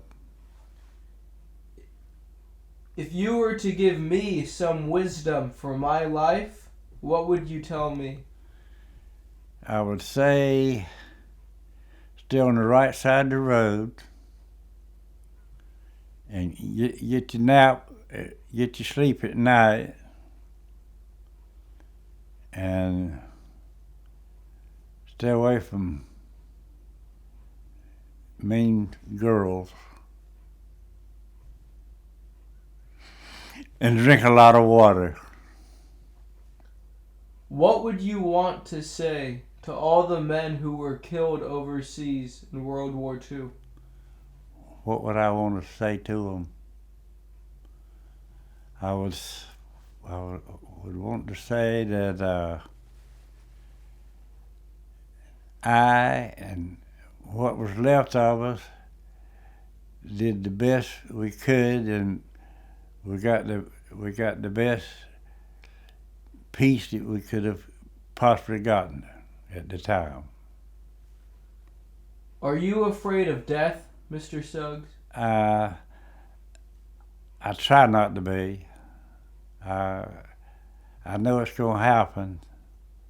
I just take it at a time. And I see so many people that have cancer, and nothing's ever wrong with me, and I'm just thankful. And I've seen so many leave this earth, and it's sad that I've lost a couple of ladies my age this past year, and I would visit them, and I miss them, and they both, I know where they're supposed to be. What do you believe happens after someone dies? I have no idea. I believe the spirit is lifted. Or your body rots. I don't know. What do you think? I don't know either. Do you believe there's an afterlife? I do. If I didn't, I wouldn't be happy. I probably wouldn't last long either.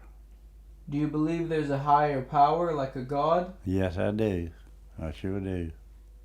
I just don't believe you just lay right there and rot. And, well, you got a soul. What kind of person do you want to be remembered as, Mr. Suggs? A caring person.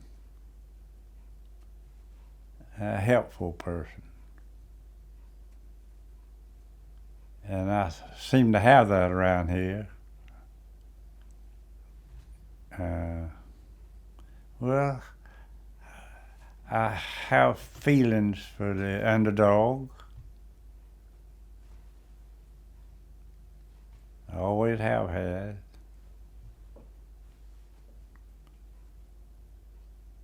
I don't like for the underdog to be made a goat of. I'm a good father, and I know that by what all my children tell me. I love them, and they love me, and they would do anything for me, and I would do anything for them. Is there anything you would want to say to them? Is there anything I would like to say to them? Well, I usually say it. They're all good boys and girls. They were raised by their mother and I, and we taught them to respect people, and they always minded. We never had a minute's trouble with any one of them, and and everybody around here knows it too. And they say "sir" to me right now. How many grown person do you know that will say "sir" to mother and daddy? What was the highest rank you achieved? What was the what? Highest rank you achieved. Staff. Was this after the war or during the war? During the war. So, tell me about the role of a staff sergeant. Well, I had about 5, 6, 7 men under me, and So you were a squad leader? yeah. Mm-hmm. I didn't tell them to do anything that I didn't do. But what kind of things would you have them do? The right things. I don't know hardly how to tell you. When did you become a squad leader?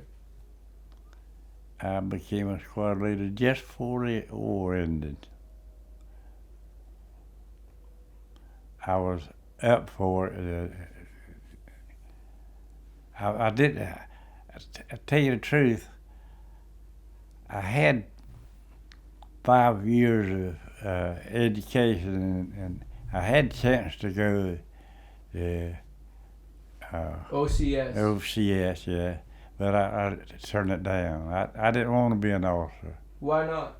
Because I didn't want to feel like I was responsible for those boys getting killed under me. When you would take on enemy fire, what do you do? Do you instantly drop?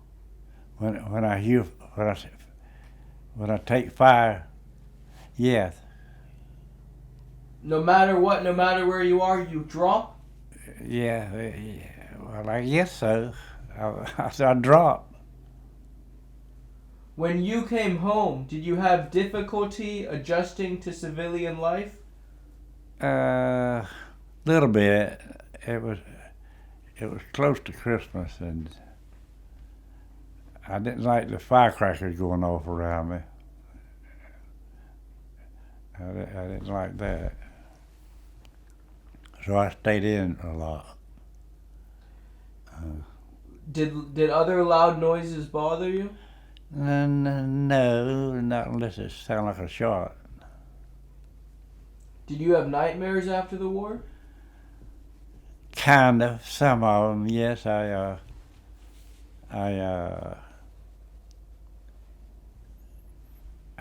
woke up one night and I just kicked my wife off the bed, and she said, "What are you doing?"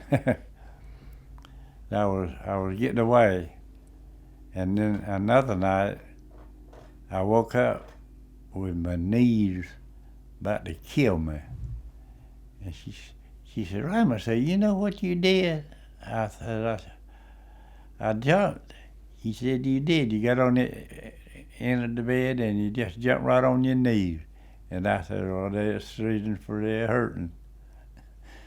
Yeah, I think of a lot of little things like that, not much as you think I would. Did you ever talk to anyone about the war when you came home? Not much. It didn't bother me, but not much. And I had a couple other boys in the Navy and one that was in the engineers. We ran around together. We would talk about it and fuss about it. And during the Silver Star incident, how close did the bullets get to you? Sneaking me. I could feel them.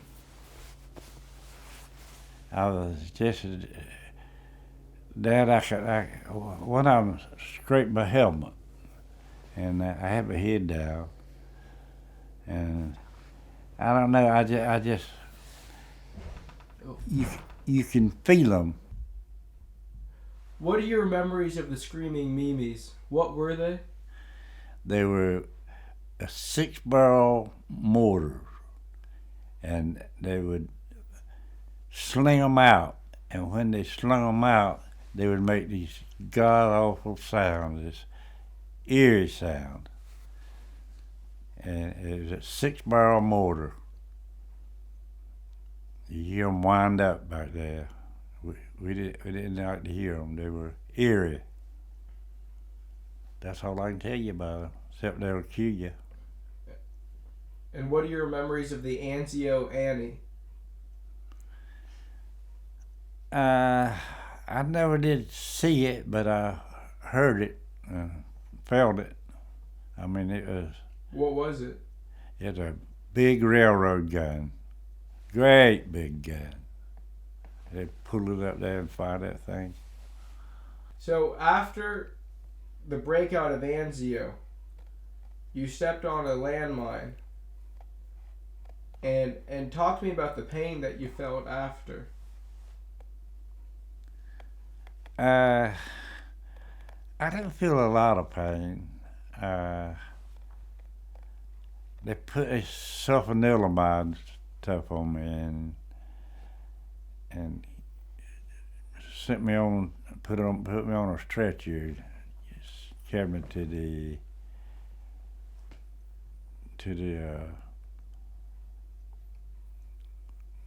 First aid? First aid on the beach. And they kept me there about 3 days, and they decided I needed some more looking after, so they sent me down to Naples, Italy, to a general hospital. And I was down there about 3 days, and they started a big push up on the lines, and they wanted all everybody that could walk to come back. So I had to go back. I could walk. And they put me on a LST, and I had to go by water. And I landed up there. There was a Jeep waiting for me to take me to my outfit. And then we were on the way to the outfit, and we came to where we were. You remember telling you? We came to where they were in the field, out in the field, and they were coming out of the field onto the road, and I was going to get with them. But then an airplane came over, a German airplane, and me and the Jeep driver jumped out of the Jeep and crawled under covered under the ditch. And we just didn't get under there when they dropped a butterfly bomb right on the board coming out, and they really put a number on them. And there were 3 hours in the Jeep, and we all three jumped under the road, and the concussion knocked one of us out, and I tried to wake him up to get him. I said, "We got to go out and help those boys." They landed right in the middle of them coming out of the field, and they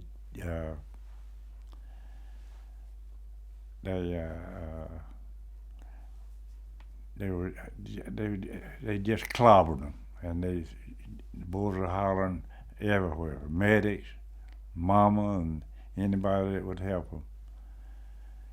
So we got out and to help the medics, and this one medic, I came up to him and I asked him if he could use some help. He said, "Yeah." I said, he could. He was working on him, and so he says, he wanted me to pick up the bottom of the litter that the guy was on, and when he picked it up, I wasn't ready, and he had a big hole in his back, and blood just flew out all over me.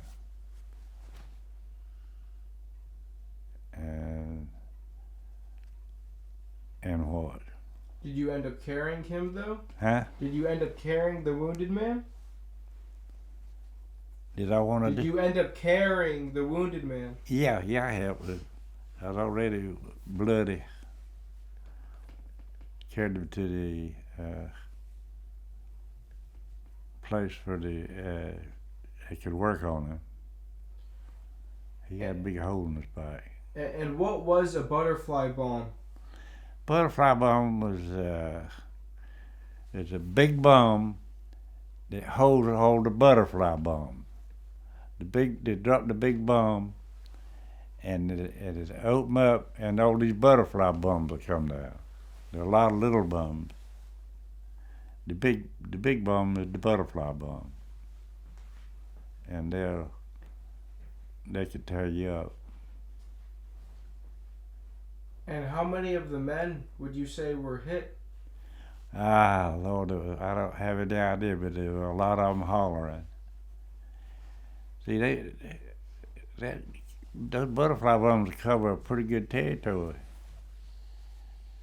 and he put them right in the right place, right where they were coming out on the road. And you could tell it was a German plane? Oh yeah, we knew that when we heard it. You get used to the noises, and it just got a different sound to it. So that's when we jumped down under the ditch. We knew what it was. Well, what was it like hearing these butterfly bombs go off? Did you see them go off? They're like popcorn. What? Like popcorn.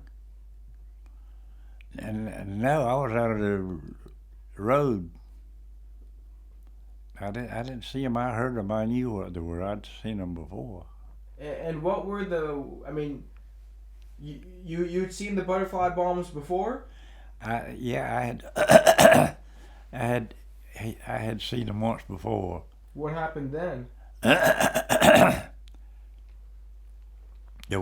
They didn't drop it on as many. There was a lot of they did a lot of damage to the boys. They I don't know what they have in these butterfly bombs, but they'll really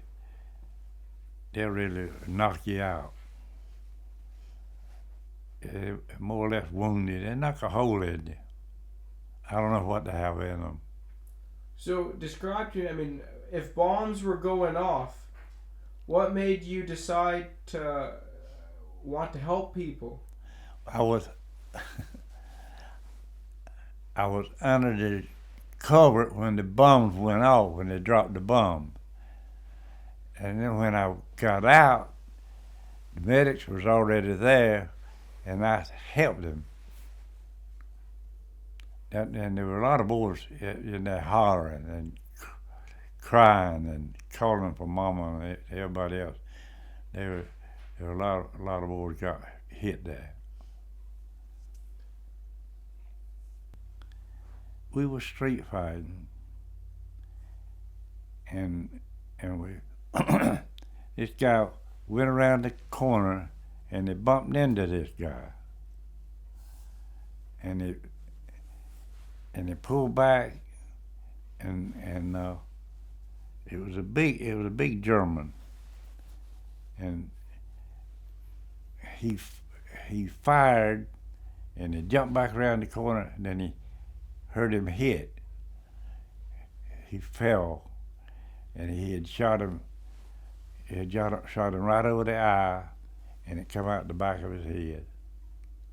And I don't know why, but we stayed in that particular place that night, and they didn't leave him out there. They drug him in there, and we had to listen to that slobbery breathing all night. He just all night long. So it was a German who popped out and shot this American soldier. No, the American soldier shot the German. And I say, I don't know why they pulled him in the house. Wait, the guy who you saw got hit in the head? He was a German? Yeah. I thought he was American. He the next morning they put him on on the Jeep, on the front of the Jeep, up there on the hood, and they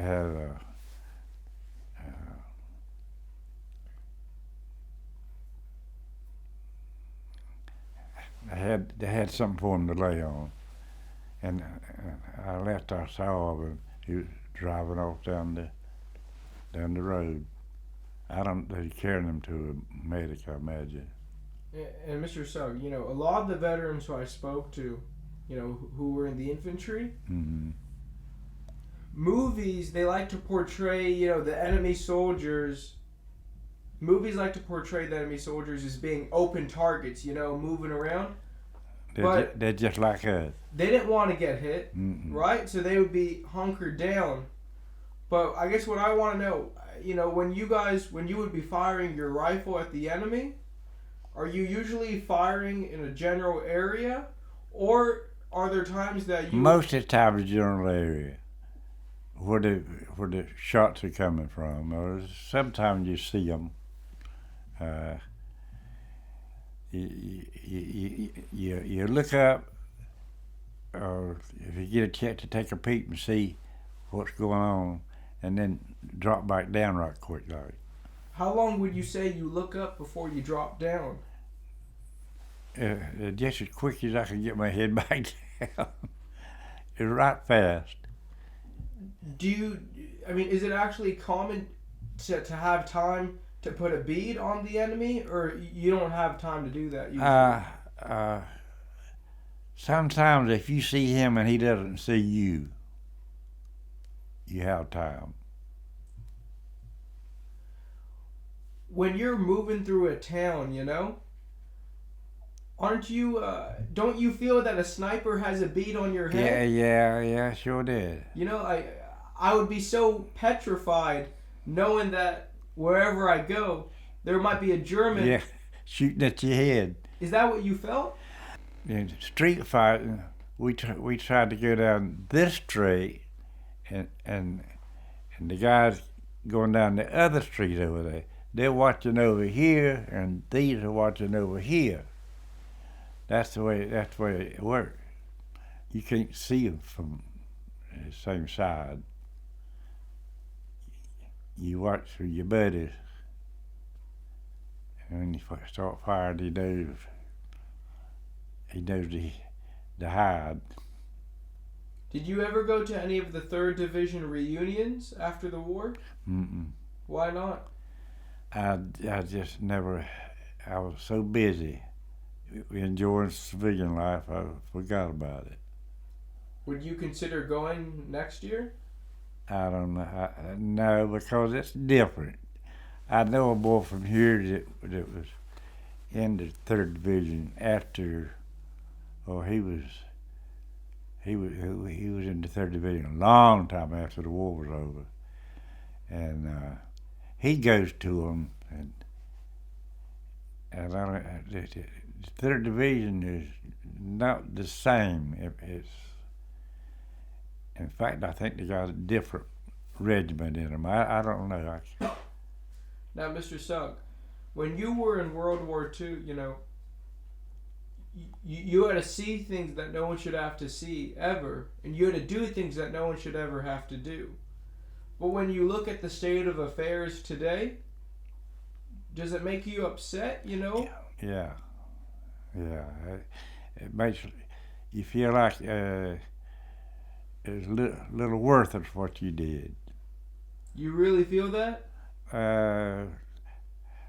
Well, in a way I do.